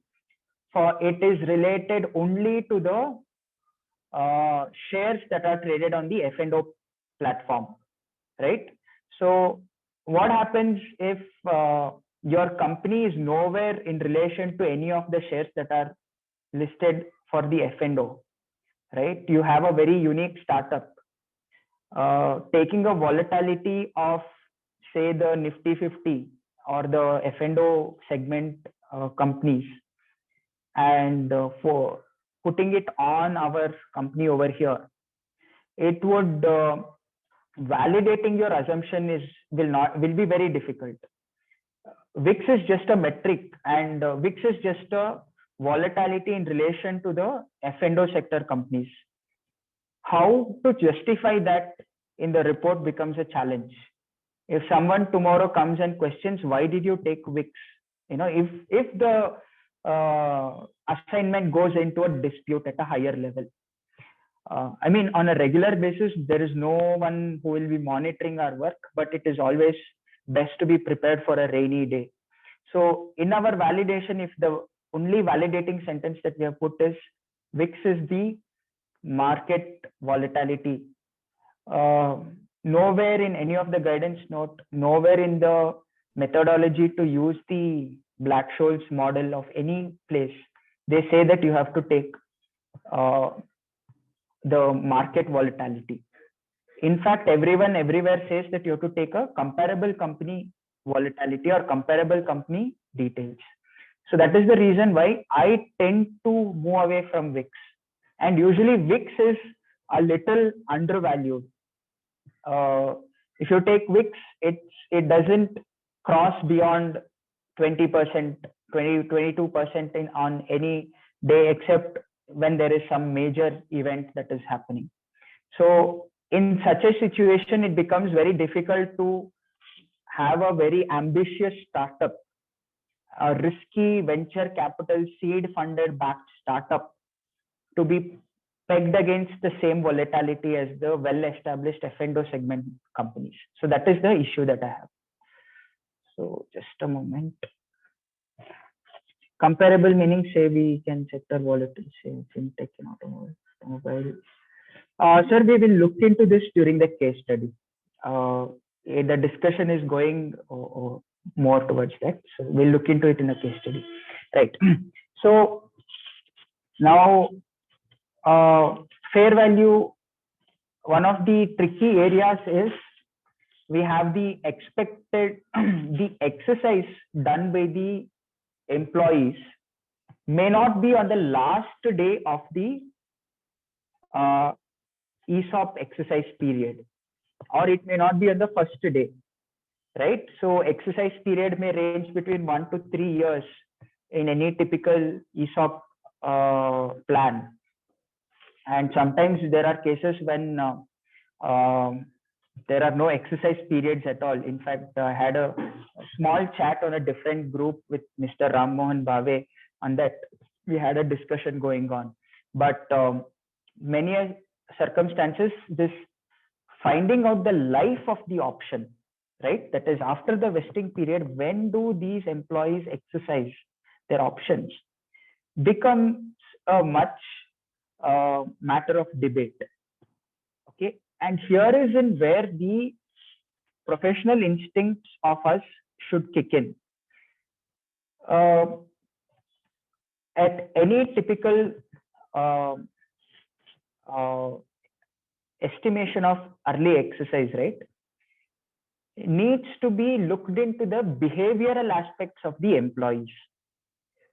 So we need to segregate the employee group into various factions, we can say, be it a mid-level management, be it a top-level management. We need to see to whom these ESOPs are assigned, and we need to make proper assumptions in relation to this. Thankfully, our guidance note given by our ICA has given certain insights, especially in the guidance note of 2020. There are certain insights that are there with regard to how to consider this exercise. Now, right off the bat, if you have a very complicated situation of exercise period, right, when you are not at all sure and every employee has a different characteristic, better to go with binomial model rather than a Black-Scholes model. So many people have this doubt, which model should I choose, Black-Scholes or binomial? So one of the topics that you can consider in changing your method is how important is the assumption of exercise period? Is it very a difficult assumption, or is it a fairly straightforward assumption that you can use? So what happens is, just a moment. Now, when there is early exercise concept that is available, that is, exercise can happen anytime during the exercise period. There cannot be multiple dates that you have to assume. You should assume in your report, then it becomes extremely complicated. And sometimes it does not even yield material results. Just by changing one date to another date or 1 week to another week, you might not get large changes in your option model. But yet you need to validate your assumptions. So first is the length of the vesting period. If the vesting period is quite fairly long, then the employees may be in a position to exercise as soon as the exercise period begins. But if the vesting period is quite small, and if there are not sufficient arrangements made, be it from the tax front or be it from the exercise front done, then you may assume for the later part of the exercise period. But of course, you need to have a detailed deliberation with the management on this. What is the state of things? Then if company has an historical experience of issuing ESOPs, that works out amazingly well for us, because then we can go and look back at how the exercises happened, and we can try to validate our current assumption using the previous historical assumption. Then we have the price of the underlying. If the price is kept at a very high value, very close to the fair market value, then we can take a look at whether the employees will be in a position to exercise immediately, or will they need time to exercise. But the most important assumption that I feel that we need to look into when you're looking into the early exercise concept is the employee's experience level. If someone is at a higher level of management, they will be looking at increasing their stake in the company. And they will probably already be in a high net worth situation to exercise the option early on.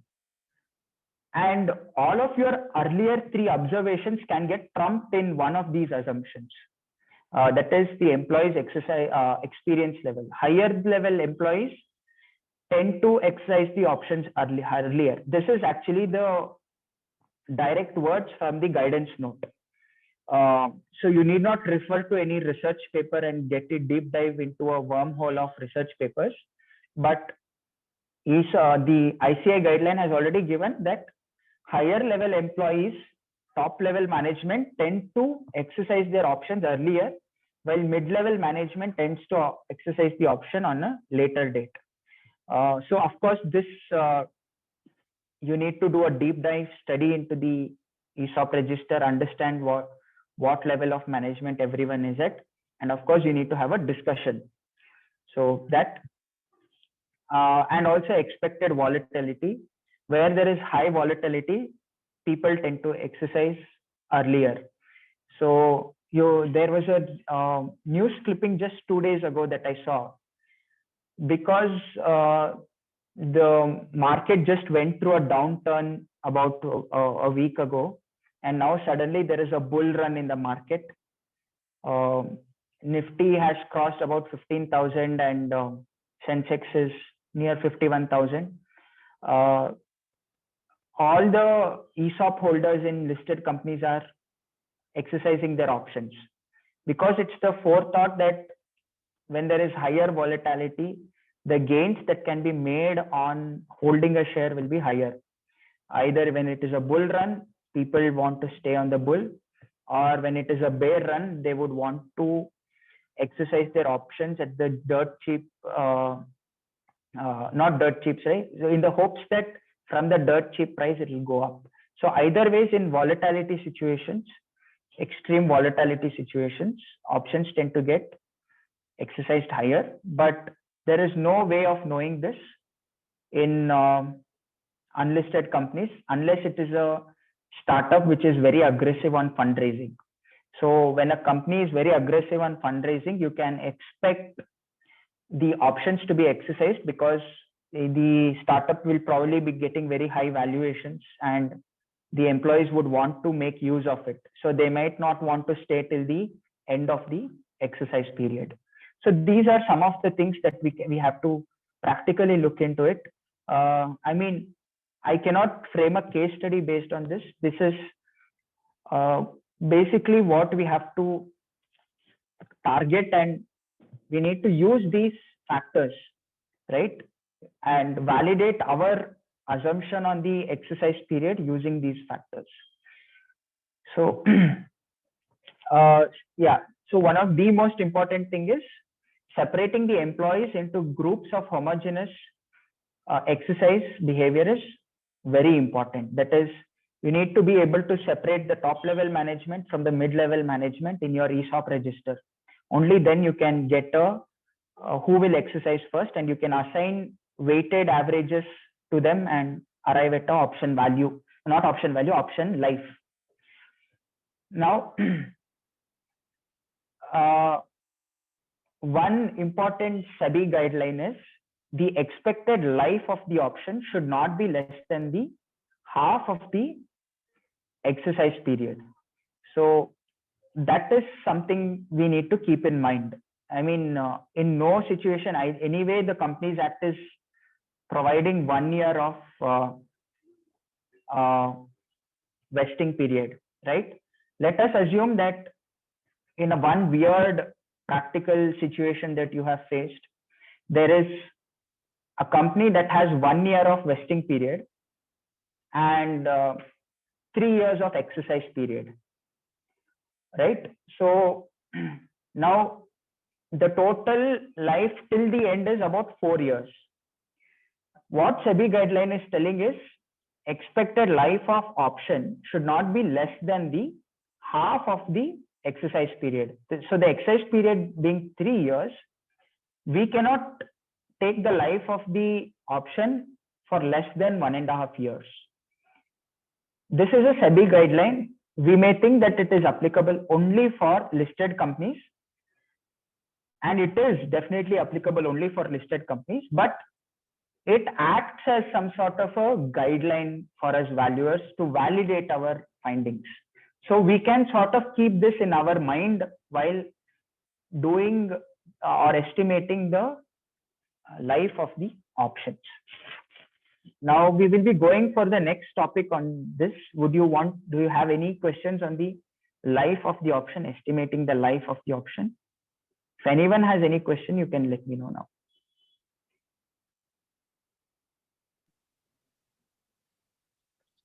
Anjan, could you please repeat how to go about estimating the life of the options? Right. So life of the option ultimately is the total of the vesting period and the probable date on when the employee exercises the option.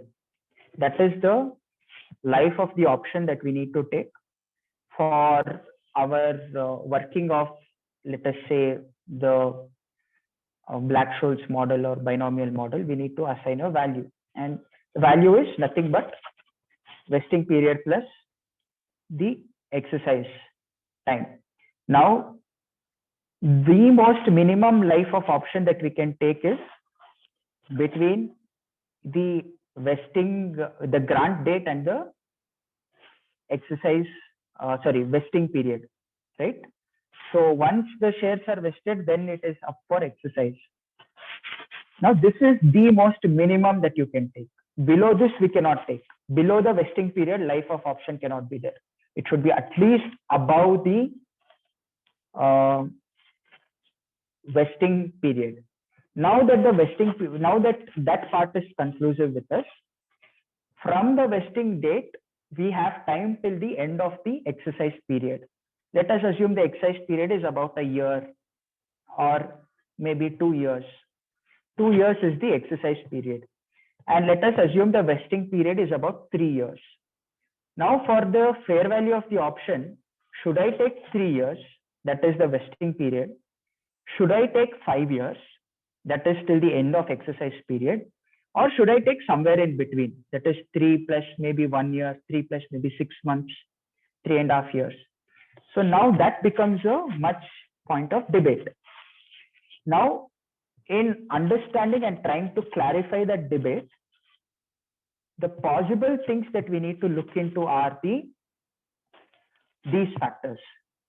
One of the most important factors that I have seen that is being stressed by the guidance note on ESOPs is, it is most important to know the level of management that is being allotted these ESOPs. If the level of management is top level management, then they tend to exercise the option as soon as the vesting period is over or as early as possible. But if the level of management is mid-level management or low-level management, they tend to exercise the options comparatively later in to high-level management. Now, we have these various employee groups: high-level management, mid-level management, low-level management.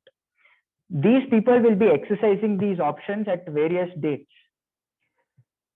We need to sort of bring all of these people under, say, separate groups like that. We need to assign weights. We need to find out probable dates of exercise. We need to assign weights and then find out the weighted average exercise period, right? And that will be the exercise period that we will have to take. And of course, we need to consider all these 5 factors in arriving at the exercise date. And we can have deliberations with the employees and the management if they allow it. So this is what it's all about. Is that okay, Kusum madam? Certainly, sir. Certainly. Thank you. Okay. Thank you. Just a moment. I'll just take a look at the chat. Rangswamy sir has, if there is no specific period stipulated for exercise of option, how do we compute the life of the option? So that we will actually be taking in the case study. In the case study that I've put out is such that there is no exercise period at all. The company has conveniently left out the concept of exercise period in the ESOP plan. But a little bit of hint, you need to have deliberations with the management, and many a times this is left out because of the concept that the company is expecting a funding event or a liquidation event to happen. Now what happens is, we need to understand one thing. Exercising the option, especially for deep in the money options, is not a easy affair because of income tax. There is heavy amount of cost or cash outflow associated with exercising an option. So we cannot have a situation where employees are exercising the options, but the company does not have enough cash flow, or the employees do not have enough cash flow to fund the income tax expense associated with it. That is the TDS, right? So what companies tend to do is, in order to ensure that no one is under this tax burden, they tend to keep an unlimited excise period or conveniently leave out the clause on excise period, so that when the next funding event happens, at that time, the ESOPs are exercised, and those shares that are allotted are immediately sold to the new investor. The new investor gives money to the employee, and in that money only the income tax is paid and the net money sits with the employee.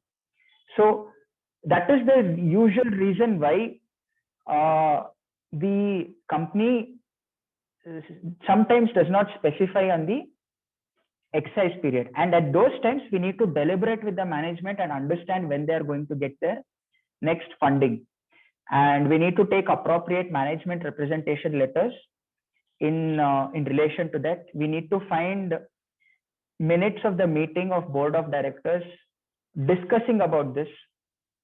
If there is a probable investor already, or the current investor itself has committed to a second round of funding, say 2 years later, then your work is easy. Otherwise, a little bit risk is there, but management is made well aware of what your assumptions are, and there is no statutory authority to whip you or whip us rather for wrong assumptions, because we have had a detailed discussion with management on exercise period and we have taken based on that assumption. Can we give the reason of higher level employee tending to exercise option as one of the assumption in the report for deciding the? Definitely. And of course, you can give a reference to the guidance note, because guidance note has told this particular point.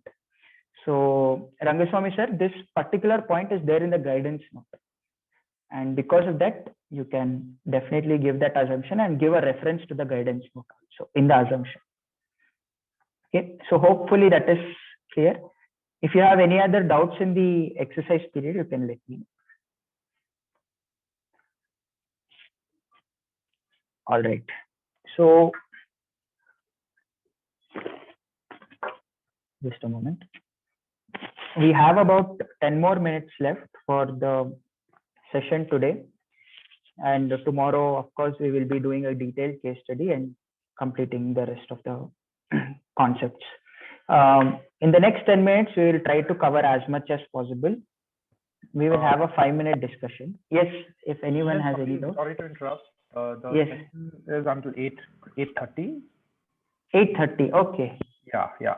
So you have time until. Okay, I have about 40 minutes, no? Yes, yeah. Yes. All right. So now comes the concept of volatility, which is also another important assumption in our fair value estimate. Again, it's a very straightforward thing with regard to volatility. And one important thing that we always need to keep in mind, and that which Ashwath Damodaran, who is one of the most legends in valuation, everyone looks up to him for data points, guidance on how to do it. Many people even reference in the valuation reports. There's one famous sentence that he says: valuation is neither a specific science, neither it is pure art. It is somewhere in between. So when we are doing assumptions, right, it is important that we know that there is no certain perfect answer for it, but there is only a way to do the things right. So when it comes to volatility, it is a pure assumption factor, especially in option valuation for unlisted companies, right? Volatility, one person cannot put their hand on the heart and say, I have got the perfect volatility assumption in place for my assignment for here. The only things that you can do are, you can validate your assumptions, but at no point in time we can say that we have got the perfect volatility in place for our fair value. And the most, what you can say, most scary part about this assumption is, especially this volatility assumption and those companies for which we are doing ESOP value, which do not have, which are not deep in the money. They are very close to in the money, not deep in the money.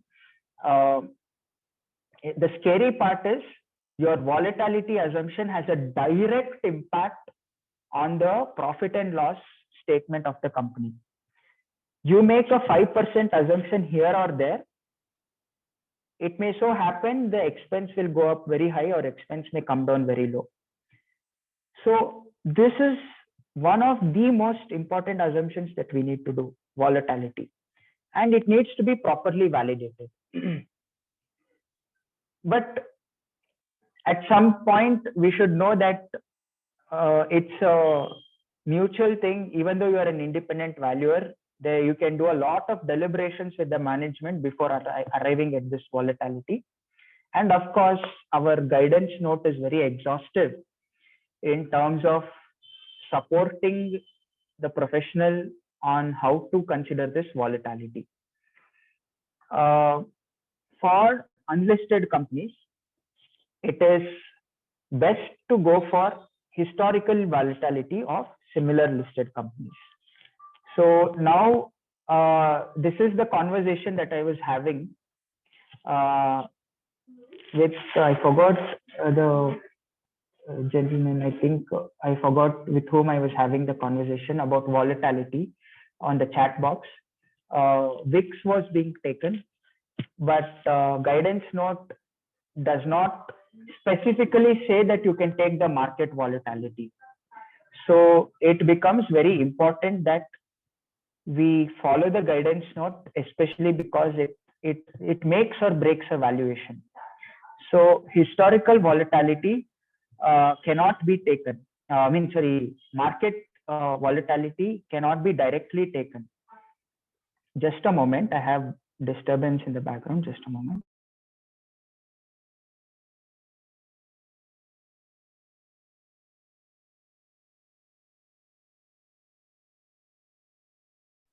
Yeah, sorry about that. It is very important that we validate our assumption historical volatility for unlisted companies by taking a similarly listed companies.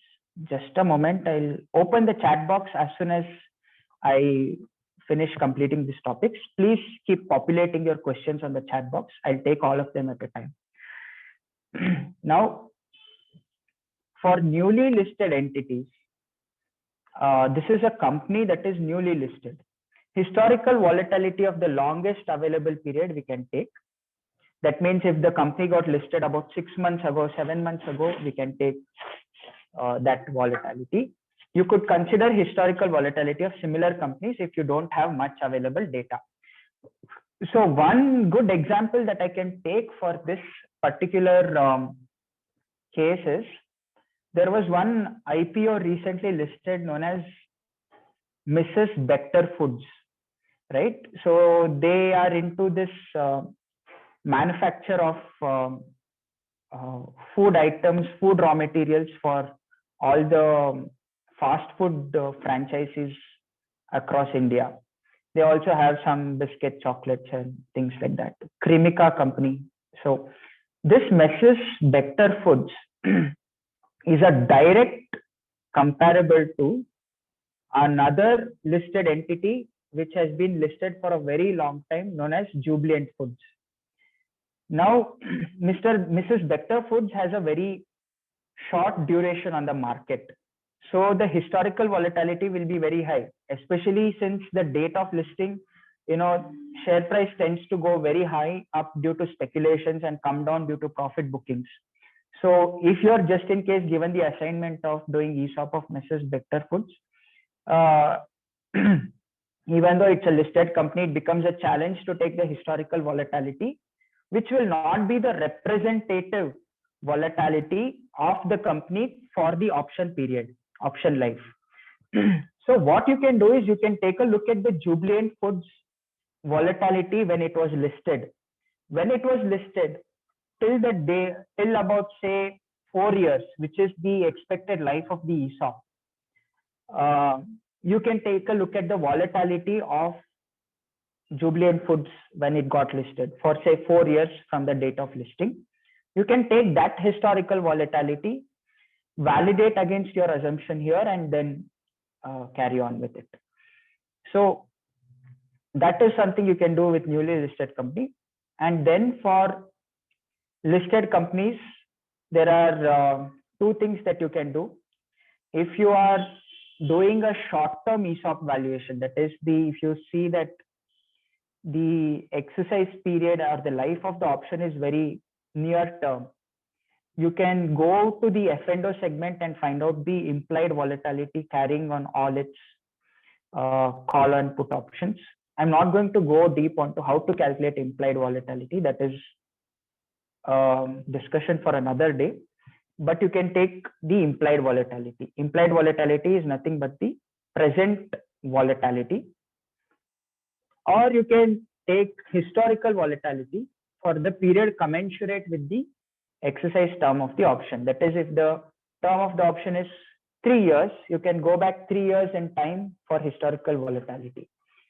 You can also, when there are outlier events, like we had the COVID-19 dip in the market, increased volatility. If you think as a valuer in your professional assumption that it is a one-time event of volatility, if you want to exclude that in your volatility assumption, you can go ahead and exclude that in your workings. So why I'm going deep into this for listed company, how to calculate volatility is, if we are taking a listed comparable for unlisted companies, it will be best practice to follow the same factors, right? Of course, you can also go for implied volatility if your unlisted company has a very short-term life. And you can go for historical volatility to the extent of the life of the asset for your listed comparable also. And you can, in your listed comparable that you take, you can remove the outlier events and take only in the normal course of work what is the volatility involved. So this is a little bit of the volatility. Now I'll just open up the chat box and see all the questions. And one important thing to note is the India VIX is a implied volatility and not historical volatility. So let me start from, okay, Vasudevan sir. In case of private limited companies which do not have much of volatility, how do we consider it? Comparables, that's all. So that is how we go for it. Private limited companies, very difficult to get volatility unless there is a lot of transactions happening between the shareholders and the data is available. So there the volatility is only through comparables.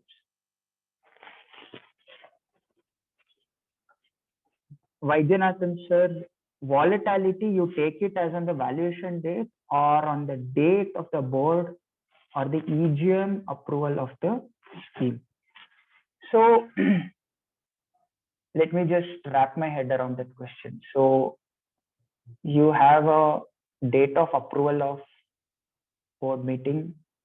There wouldn't be much time between the date of approval of ESOPs and to the point on which you do the work. But even if that is the case,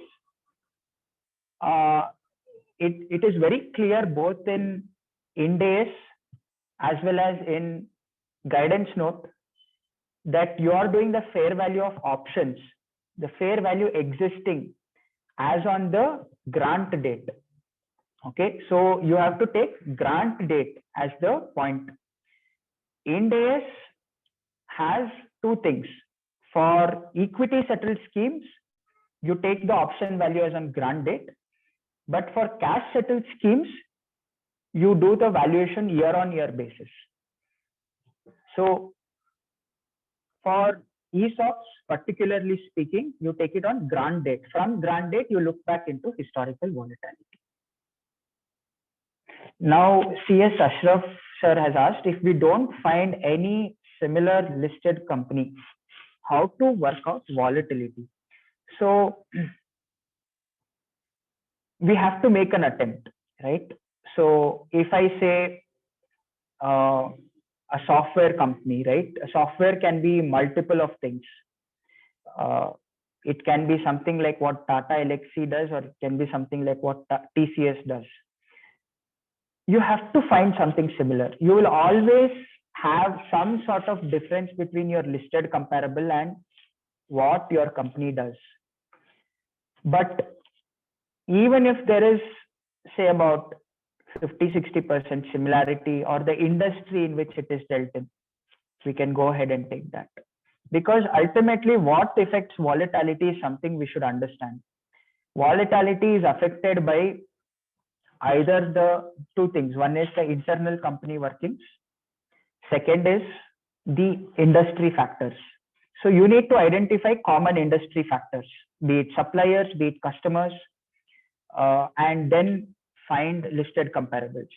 So after doing all of this, if you're still unable to find, as a last resort, completely last resort, you will have to find companies listed which went through a similar growth stage. The revenues that this company is earning, the revenues are probably another company is earning. The ratios, be it the profitability ratios, balance sheet ratios, go through that, right? You have to find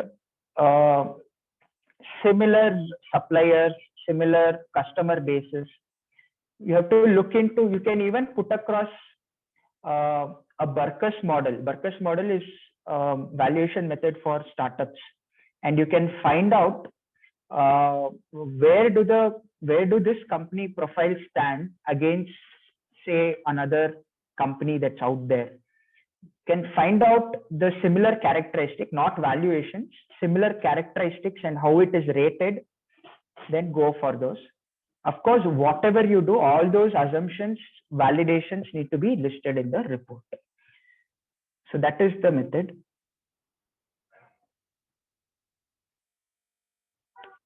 So Rangswamy sir is asking, is there any database available on volatility specific to different industries? Volatility is a platform specific. Yes. So what happens is NSE is there. No, NSE has indexes on various industries. NSE index is there on telecommunication. NSE index is there on software. NSE index is there on aviation. NSE index is there on capex goods. So there are various indexes of NSE which you can use for volatility finding, and of course you can utilize some of the database providers also, which come at a price. But when there is publicly available information, why to go? Right. So these are things related to volatility. If there are any questions on volatility, they are please invited. All right, then next we will go on to the components on the dividend front, right? Now, dividend can either be straightforward or it can get complicated. So see, one thing is dividend has the ability to reduce the fair value of options, your assumption of dividend. So if your assumption of dividend increases, fair value decreases. And if assumption of dividend is less, the fair value increases of the option. So again, it is a very important variable. It may so happen you come across a situation that the company has not at all paid dividend till date, but it will pay in the future. Up until date, they were in the consolidation stage. Now they're going for expansionary stage and they intend to reward their shareholders now through dividend payouts. So historical information cannot be relied upon for dividend. Then what we will have to take is, we will have to discuss with management, of course, and our discussion with management must be validated through finding a comparable peer, okay, which has probably been there for a bit more time than this company. We need to find out how they rolled out their dividend to their shareholders. So let us take example of say a startup by the name Udaan, which is quite making the rounds everywhere. Now Udaan, if you have probably got the assignment of Udaan, it becomes very difficult to predict their dividend payouts because they might not have done any dividend payout till date. They might have been in consolidation stage. So a comparable peer for it probably can be, I mean, it's not an exact comparable, can be India Mart, which is listed on the stock exchange, right? And India Mart has been there for quite some time. So you can see what it happens. You can take inspiration of comparables and validate your report accordingly. But of course, this also needs to be backed by a discussion with management, because they are the ones who ultimately declare the dividend. We need to take a look at their thought flow. What is their projections on profits? At what profitability level will they give out dividends? This is a dividend assumption. Now, once you have done an assumption on dividend, then again you might face another challenge. That challenge can be, there is no single dividend assumption in the following years. The dividend is varying year on year, or it is increasing. Like say there was in the projection, the next year they're going to pay 3 rupees per share, and then they're going to pay 5 rupees per share, then they're going to pay 8 rupees per share. Then arriving at a single dividend yield may be very difficult. So the method that we can utilize for this is, we can take the present value of the future expected dividends and reduce the present value of dividends from the fair value of the shares today on the grant date. So once you do that, you take the net fair value of share and use it for your Black-Scholes or binomial tree model. So that these things we need to keep in mind for the dividend payouts. So if you have any questions on the dividend assumption, you can let me know now. I'll take, okay. Dividend, should the reference be made to financial projections? Yes, definitely. For example, provisionals does not make, projections do not make a provision for dividend. Then don't take dividend? No, we cannot do that. If the projections do not make any reference to dividend, take a separate management representation letter saying that we will not pay dividend. But if the management is not willing to say that, you ask them to revise the projections and give it. Or if the management says, no, projection revision will be difficult because it is subject to various scenarios, that time you take a representation saying at what level of profitability or market price are you going to pay out dividends, or what parameter you're looking at to pay dividends. You note down those parameters and then you give effect in your your valuation model based on that. Just a moment, just give me a couple of seconds. I'll be right back.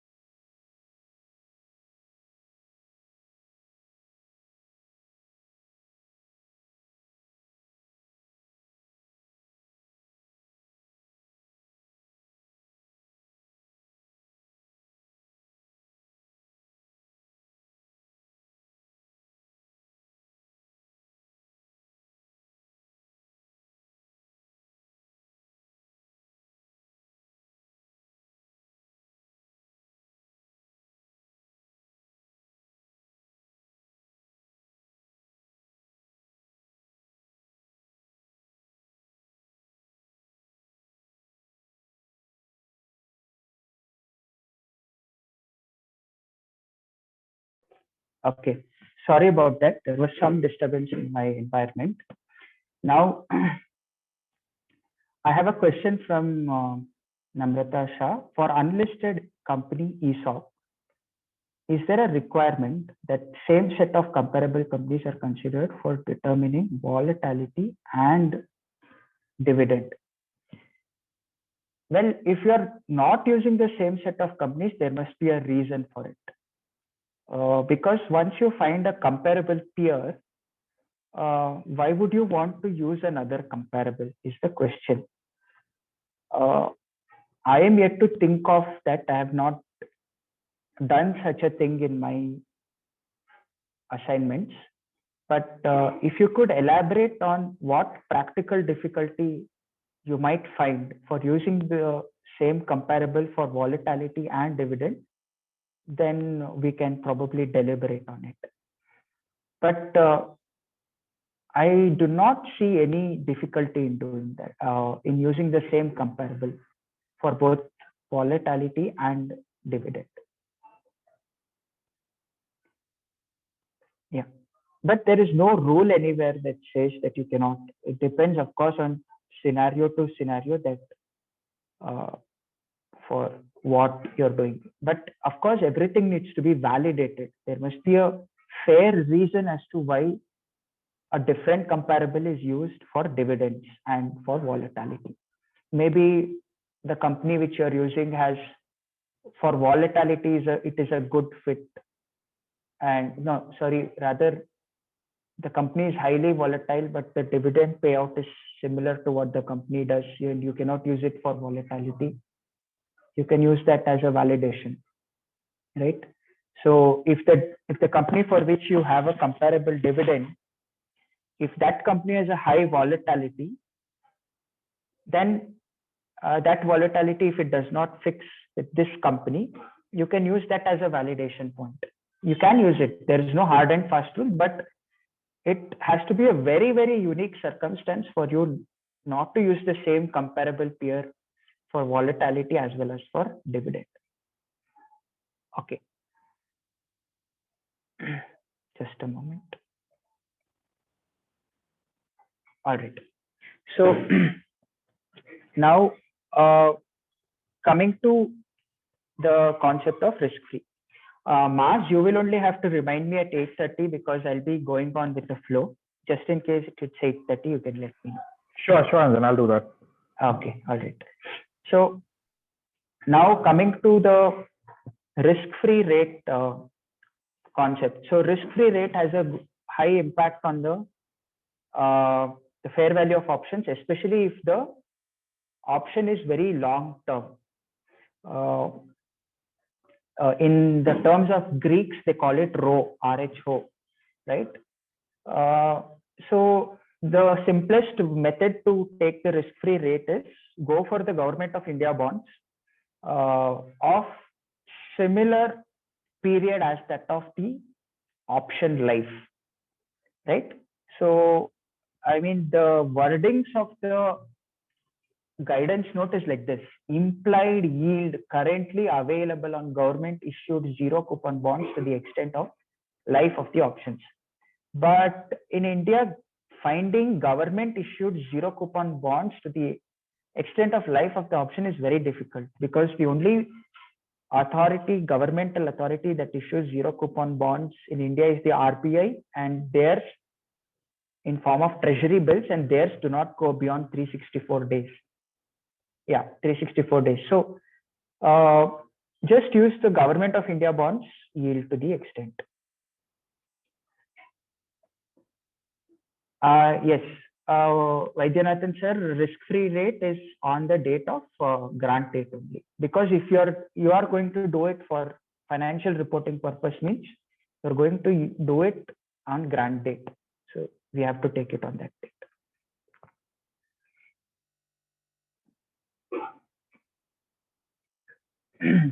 Now, just a moment.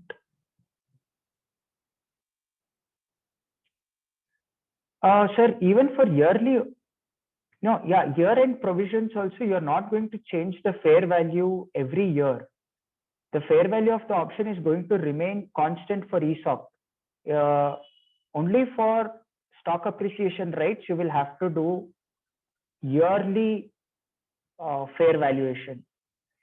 For provisioning purpose, at the end of the year, all you need to do is check out how many options have been cancelled or lapsed, and then write off accordingly. But the fair value of option remains the same. Fair value of the option will not change. Does it make sense, Vaidyanathan sir? Sir, I'm just unmuting and talking to you. But that is not I normally do. Yes, your part is right. You understand what has been exercised, what has been lapsed. That is from a quantitative perspective. But in calculator, we still do the fair value as on 31st March, and we know the exercise price because it's part of the scheme, and we put the other information like volatility term, and there we put the risk-free rate as on 31st March and arrive at the value per option to be expensed, and you have got the number of option which is still pending. Previously, you accrued certain expenses over a period of option. You reverse that and put this. That is how I have understood, sir. But sir, both in Ind AS and as well as in guidance note, it does not require you to change the fair value every year. I need to understand the reason. But how do you get the amount to be charged to the P&L? So every year, only the fair value gets written off, and at the end of the exercise period, if there is any major changes, only then you do it. But otherwise, only it is as put out in the chat box rightly by Ranganath sir. One fair value of option, you amortize it over the period, because the grant is done once. Grant is not done multiple times, right? So the expense as on the date of grant must be recognized. ESOP is already given out on grant date. You have already expended when you gave out the ESOP. It's just that you're amortizing it over a period of time. But auditors sorry, but when you amortize for a period of time, it doesn't take into account the subsequent changes in the fair value of equity. Yeah, so auditor says, fair enough, you got it first, you pass the entry on the date of grant, but reverse it on 31st of March and put a new entry for the remaining period, which will be your But sir, actually the only expectation, see, the first time when we do the fair value exercise for a company, right, as on the grant date, that time the expectation is very clear, fair value is needed. But year on year, if they're outsourcing the ESOP exercise to professional valuers, it means they need a clear-cut expenditure that needs to be provisioned. Yes. But it does not mean you have to do a fair value of ESOP again. If it is already done, because the concept is, in my understanding, both in Ind AS as well as in guidance note of ESOP, the concept is very clear. As in, when you give out the ESOP, that is the time when you have actually expended on behalf of the company, right? Because on that date, for fair value of shares, you have given out the ESOPs. Now the fair value can have multiple changes throughout its life, but your cost remains as on the grant date, because it's as good as that you're given out the shares as on that date, but pending for exercise, of course. So that cost needs to be amortized. But that's the whole point. So the fair value increases from 10,000 to 15,000 in say 2 years time. So the fact that an exercise price stays at say 6,000 rupees, initially you recognize 4,000 rupees as the charge to P&L, say per option. Now that increases because your fair value got increased, and that is the actual contribution of employee. The P&L impact is the fair contribution of employee getting compensated by a share at a later point of time. So why do you say that the fair value should not be disturbed every time? Sir, the thing is, ESOP is itself a compensation given. So the compensation is given out at the beginning, not later on when the exercise happens. Okay, so that is concept number one. The asset outflow that is happening from the company is not allotment of shares. It is throwing out an asset outside of the company in the terms of a call option, which is ESOP, right? And that call option that you're giving out as on that date is the ultimate cost. That's all for the company. Nothing else is the cost. So, but will the auditor agree, sir? Because you in some of the startups, your valuation may go 10 times during the period of so ESOP. if it is stock appreciation right, SAR, where cash settlement happens, that time definitely every year you need to give out a report on the fair value of stock appreciation right, because an actual outflow of cash will happen at the end of the life. No, we are not talking about we are only talking about option. ESOP, right? So Yeah. So that point is clear, because you have to compensate by cash, so you need to do it. That is clear, sir. But here, because this is, I'll tell you where I come from. This is what I've been advising my clients. I understand I may be wrong also here. I'm not saying I'm right, but those advice has been taken care by the auditors, because my advice has to necessarily translate to a opinion by the auditors. Correct. You can justify it to the auditor, see where in guidance note it is given. You can also show Ind AS. Ind AS specifically says guidance note is a little silent, but you can show Ind AS and tell, see, only for equity settled transactions you need to do, and for cash settled transactions you need to do yearly. And in fact, even guidance note on ESOP 2020 says fair value of options should be done on grant date. Where does it say fair value of options should be done every year? No, that point is clear. Fair value of options should be done on grant date. There is no doubt about that. But the question is, what is the P&L impact? You do it every year, because this is an P&L impact has only every year. What happens is you need to amortize it by the number of days or the time, right? In the time, if the 1 full year the option has been in force, for 1 year you need to amortize it after removing all the inactive options. Only considering active options cost, you need to amortize it. Like the total cost will be there. The total cost may have come down because some employees might have left. So the extra cost that you have done in the previous year, so this year you can do a little bit lesser amortization. That anyway we'll take in the case study. Sir. That part is clear. The question comes, there is a significant upside to the fair value of the company, typically any startup. And what happens, the auditor comes and says, anyway, at a later point of time, you are going to go by the scheme. So you assume that you will probably compensate, say, 8,000 rupees per option, the equivalent of the fair value minus the exercise price. But now it is 15,000. So you should charge more to the P&L. The question comes from the auditor asking for a report, calculate the fair value, calculate the exercise price, and charge more. Given the scenario, there is a significant upside. I feel that is a wrong approach, sir. That's all. Because the ESOP was given on a particular fair value of shares. That is the only cost to the company. The company may have significant upside. Anjan Babu, with your permission, I will say a few words for explaining to this person. I hope. Yes, sir. Yes. Yes, Ram sir, please. Yeah. See, what's happening when you are saying that these options should be valued at fair value every year? Is that Mr. Rangaswamy asking? Vaidyanathan, sir. Vaidyanathan, sir, what happens is, in a balance sheet, I'm explaining you in a completely different approach.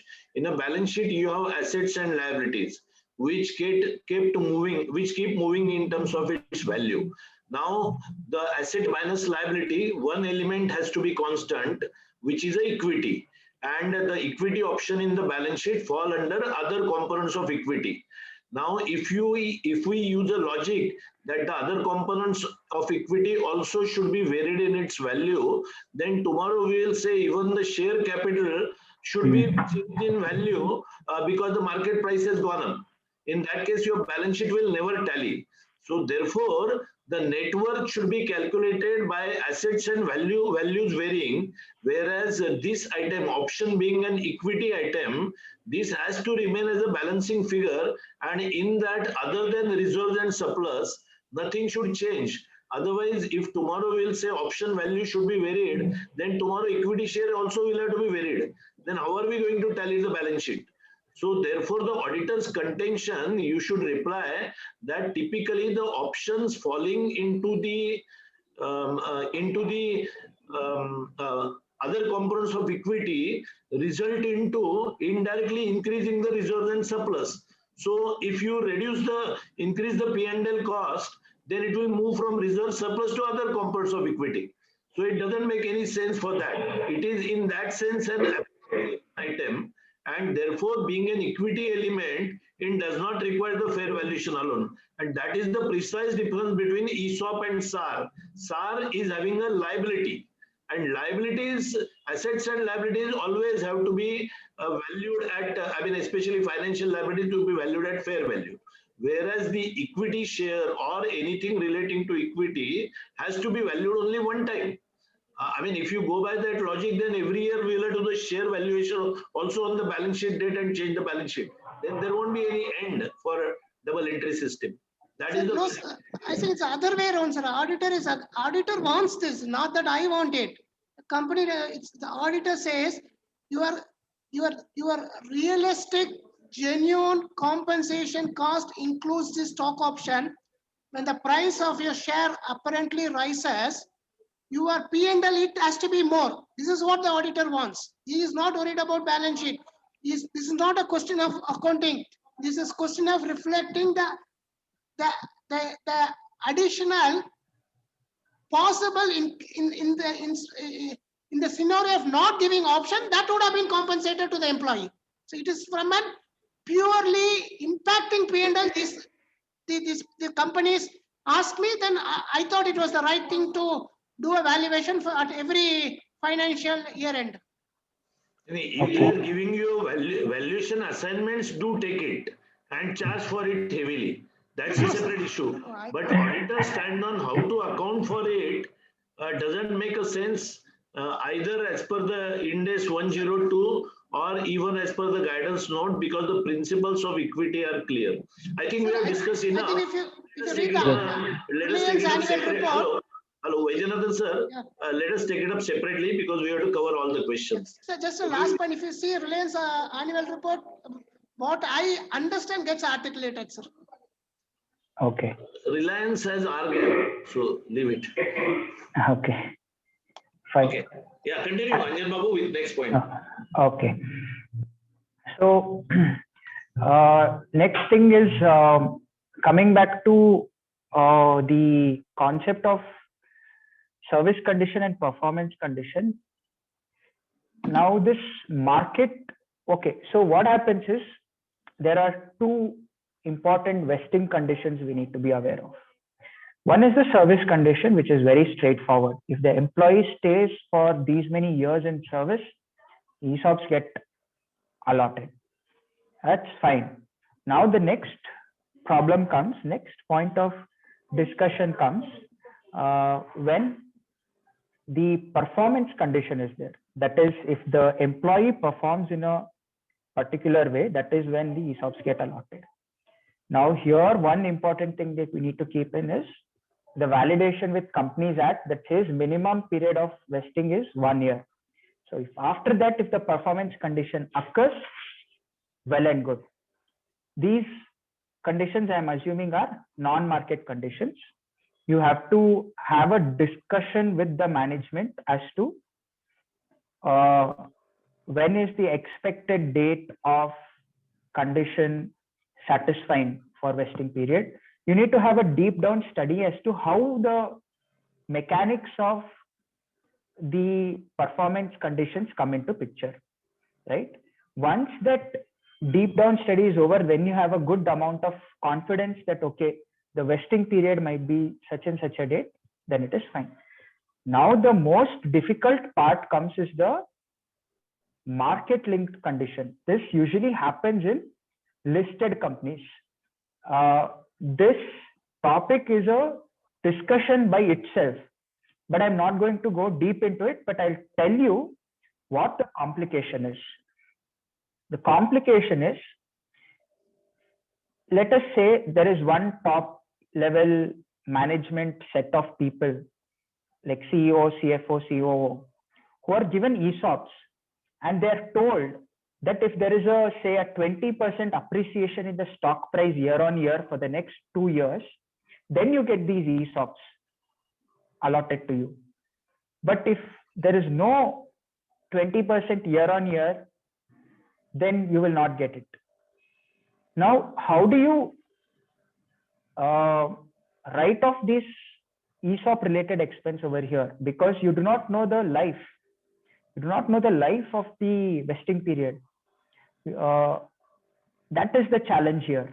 That requires a separate discussion. I will not delve into it because we have still a lot of basics itself to cover. That is a discussion for a different date, maybe when Ram sir can organize a different session for that. Okay. So just a little bit of glimpse into the market-based performance condition. Fair value calculation at the time of grant remains the same. Now the cost, like in case the condition has two points to it. One is a market-linked condition and another is a non-market-linked condition. And if the non-market-linked condition is satisfied, like say attainment of certain turnover, attainment of certain profit, or capture of certain market share, if that non-market based condition is fulfilled, right, then you can go ahead and recognize the full expense even though the market based condition is not yet fulfilled. This is of course the guidance given both as per guidance note as well as Ind AS 102. Second is, if the condition is not under the control of neither party, that is the market link condition, recognize non-market condition. If the non-market condition is satisfied, recognize it fully. We have to estimate a vesting period. This can be done only through a lattice model. It is binomial tree model. Very difficult to, I mean, next to impossible to do it in a Black-Scholes model. So this is where a lattice model can be utilized because it has projections of various stock prices in the binomial tree that we draw out. So this is one thing we need to keep in mind. Now, I'm not going to go deep into the practical aspects of it. As I told you earlier, we are only focused on startup and listed companies, unlisted companies. So now the question comes, which choice of option model should be used, right? We have already seen two instances. One is this market link performance, and the other one, I think it is related to dividend, right? So those two situations, we saw the lattice model being more useful, and the tool is flexible to be utilized. But in Black-Scholes model, the assumptions are very static. Once you have the input, it will give you an output. Black-Scholes model is just a calculator. But lattice model requires you to deliberate on inputs at every node. Next is Black-Scholes model cannot handle complexity at all. So it is just a simple calculator. But a binomial option can handle multiple complications like market vesting, and exercise patterns of employees can be altered in a lattice model. And then finally, Black-Scholes is extremely easy to use. Lattice model is not so easy to use. Especially if you have multiple inputs have to be validated. You need multiple inputs for lattice model. You can end up using the lattice model just like a Black-Scholes, but it will not have any use, giving the same standard inputs. If you have a complicated situation, then you need to use binomial model. If you have a complicated situation, using binomial is also not easy, but it gives you a logical answer. So this is how you have to use. But for simple, straightforward valuation assignments, Black-Scholes is well accepted and good to use. Now we can go to the case study. I think we are a little bit way past the time, but what we will do is we can just go through the main points of the case study. You also go through it tomorrow and before the second technical session, and we will look into it. So how I have developed the case studies, I have, based on the multiple assignments I have taken aspects from each of them and I have combined it into one case study with different challenges. Okay. So Kirisu Networks Private Limited is a mid-sized B2B startup which has allotted ESOPs to its senior employees in 2 tranches. The 2 tranches means 2 grants are there. The details of ESOP register, cancelled and lapsed ESOPs are as per Annexure 1. I have given the Annexure 1 in the WhatsApp group. That is the data point for this case study. You can go through it. You can try your hand at solving that case study once. The company has allotted ESOPs at a strike price equivalent to the face value, which is 10 rupees per share. The company has allowed for graded vesting, okay, based on the service condition. The vesting schedule is as provided as per Annexure 1. Again, that Annexure 1 has the vesting schedule also. The company has not specified excise period in its ESOP plan. Upon inquiry, the management is of the view to provide an exit to the ESOP holders on the second round of funding. The expected second round of funding is as of 1st June 2023. Okay, so that means that will be the exercise period, because we already discussed this concept. When there is no exercise period, what to do? Okay, the last known fair value of shares is rupees 2,440, which was as per the first round of funding, which took place 8 months ago. Okay, so that is the latest fair value of shares that we have. So this is something I made a quick change in the PPT. I don't think you have it in the material sent to you. I will send this again. Listed company similar to Kirisu Network is Tejas Networks Limited. This is an actual listed company.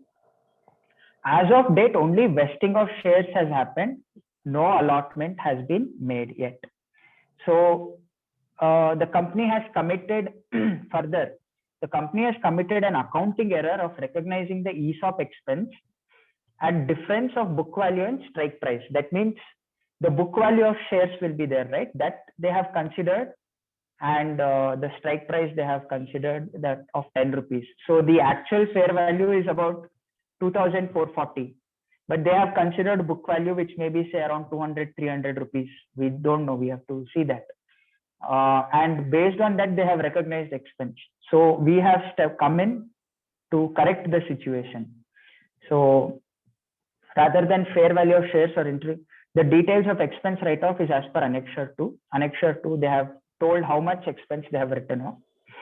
The company has now appointed a professional valuer, us, to carry out the exercise of fair valuation of shares, along with providing a report on expense to be recognized in the books for the financial year 2021. So through oversight of the statutory auditor also, the expense write-off has gone through, or statutory auditor may have flagged, we don't know. So the fair valuation has not yet happened even after the allotment has happened. We have to do it now. We have to do a pre-dated valuation. We have to do it.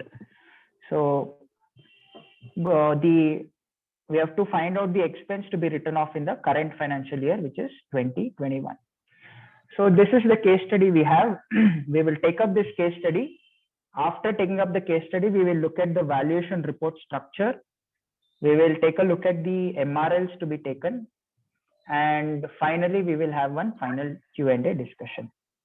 If you have any other doubts, for the next 2 to 3 minutes, we can have a discussion and then we can call it a day. Yeah, Thank you, Anjan sir. CMA Ajam on this side. So Yes, sir. we have few questions of participants, which I will take up to one by one. My question. One of the question is that when there are corporate actions such as bonus issue of shares, buyback or right issue of shares, so how to revalue ESOP after the date of grant? Bonus issue of shares and the other one is Buyback or bonus or rights issue is there. So some corporate action has happened. So how it will affect the ESOP after the date of grant? okay. So let us break it down one by one. ESOP has been allotted. So not allotted, ESOP has been granted. Grant date is over, probably vesting period is there or exercise period is there. Now in the middle somewhere for the general shareholders of the company has come out with a bonus issue. Now as per Companies Act perspective, neither dividend nor bonus shares can be given to just option holders. It has to be given only to the shareholders of the company. This is point number one. So that means bonus is not going to have an impact if the bonus issue has been done post the grant date. If bonus issue has been done before the grant date and you have the fair value of shares, let us assume it is a unlisted company. You have fair value of shares, say, let us say about 1 year ago. And after that, one bonus issue has happened. And then now you have to do valuation as on the grant date. Now you cannot use that 1 year ago valuation report because in the middle a bonus issue has happened. It may have an impact on the share value. So you might have to do another valuation, or you can just look at the enterprise value. If you're confident that the enterprise value has not changed, it's just the shift over from reserves and surplus to the share capital. You can do one analysis and rearrange your fair value per share. You may even charge a little bit extra amount for doing this work. So that is bonus issue done before the grant date. Bonus issue done after the grant date will not have an impact on the ESOPs. Similarly, in buyback also, if the buyback has happened before the grant date, the valuation report must be after the buyback, not before the buyback for fair value of equity shares. But if the buyback happens during the life of the ESOP, and it will not have an impact on the ESOP. Is that okay? Yes, yes. And another question is, if ESOP trust is already having shares in its kitty since last 2 years, and it does fresh grant to any employee, do we need options valuation at the time of such grant? Okay, so there are shares sitting in the ESOP trust already, and new grant happens, correct? A new grant happens. Yes. And can you continue that question, sir? Yes, yes. Do we need option valuation at the time of such grant? Yes, of course we need to do option valuation. We need to do option valuation. Just because the shares are sitting with the ESOP trust doesn't preclude an ESOP valuation to be done. Okay, sir. There is another question. Is it appropriate to create an ESOP pool for the purpose of valuation? Reason is this: investor insists that this is done before they invest so as to protect from future dilution. So here investors are investing some money, so they want to protect themselves from future dilution.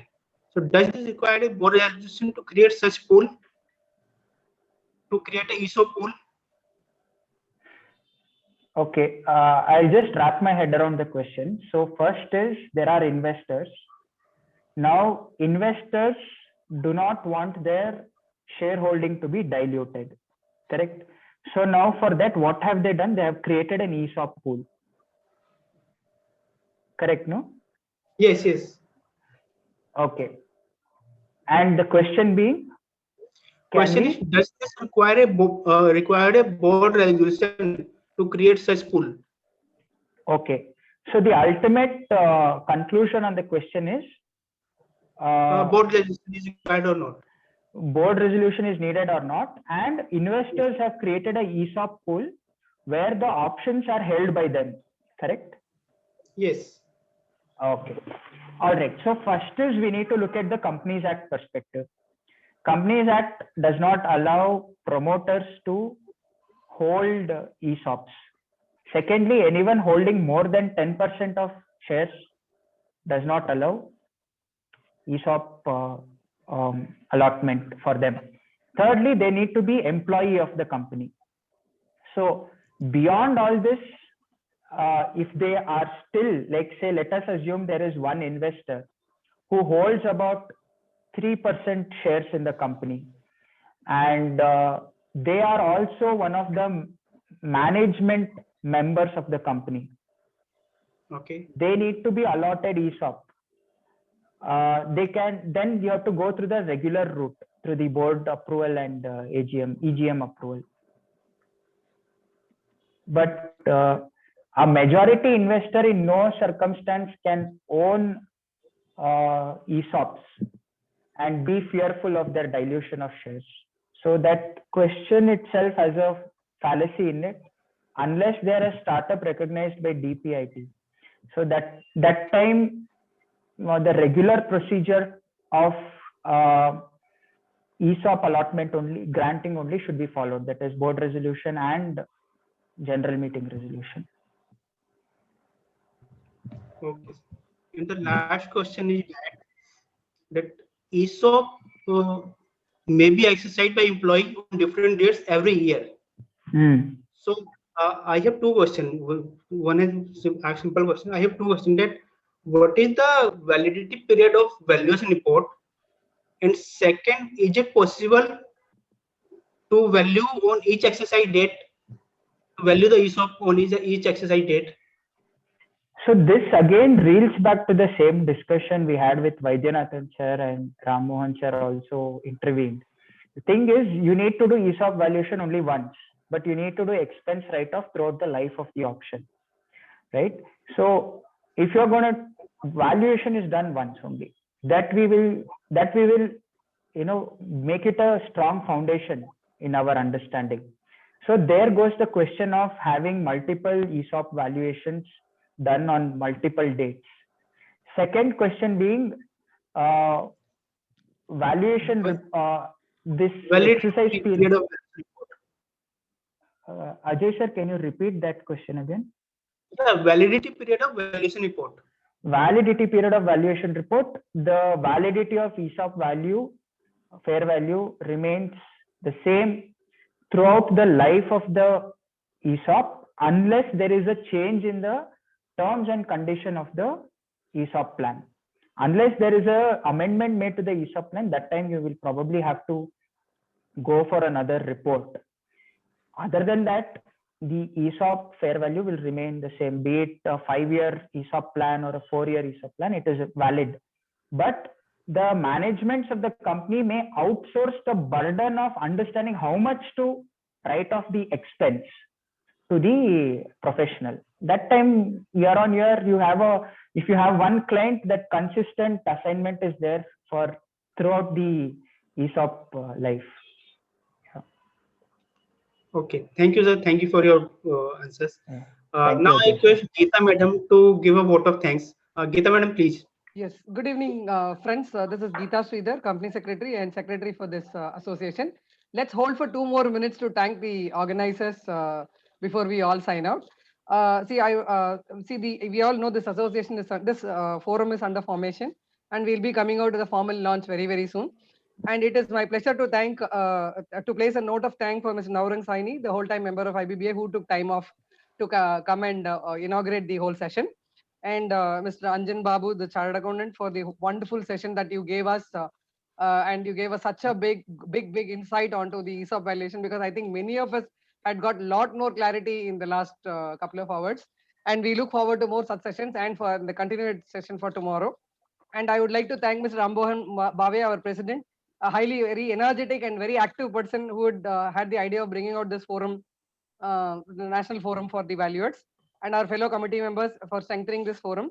And last but not the least, all our participants, because without them, they are the nerve of the any webinar, and without them, it doesn't make sense to bring out a webinar. And their active participation by sending out their wonderful questions and to help the speaker put up a very structured and very nice presentation. And thank you all for making this inaugural webinar of overwhelming response. See you all tomorrow. Good night. Thank you. Thank you, Anjan Babu sir and Bhave sir. Thank you. Thank you, Thank you, Anjan sir. everyone. Anjan Thank Babu, you. we are giving a e-clap to you. Thank you, sir. I'm very humbled. Give a e-clap, which is available as a reaction.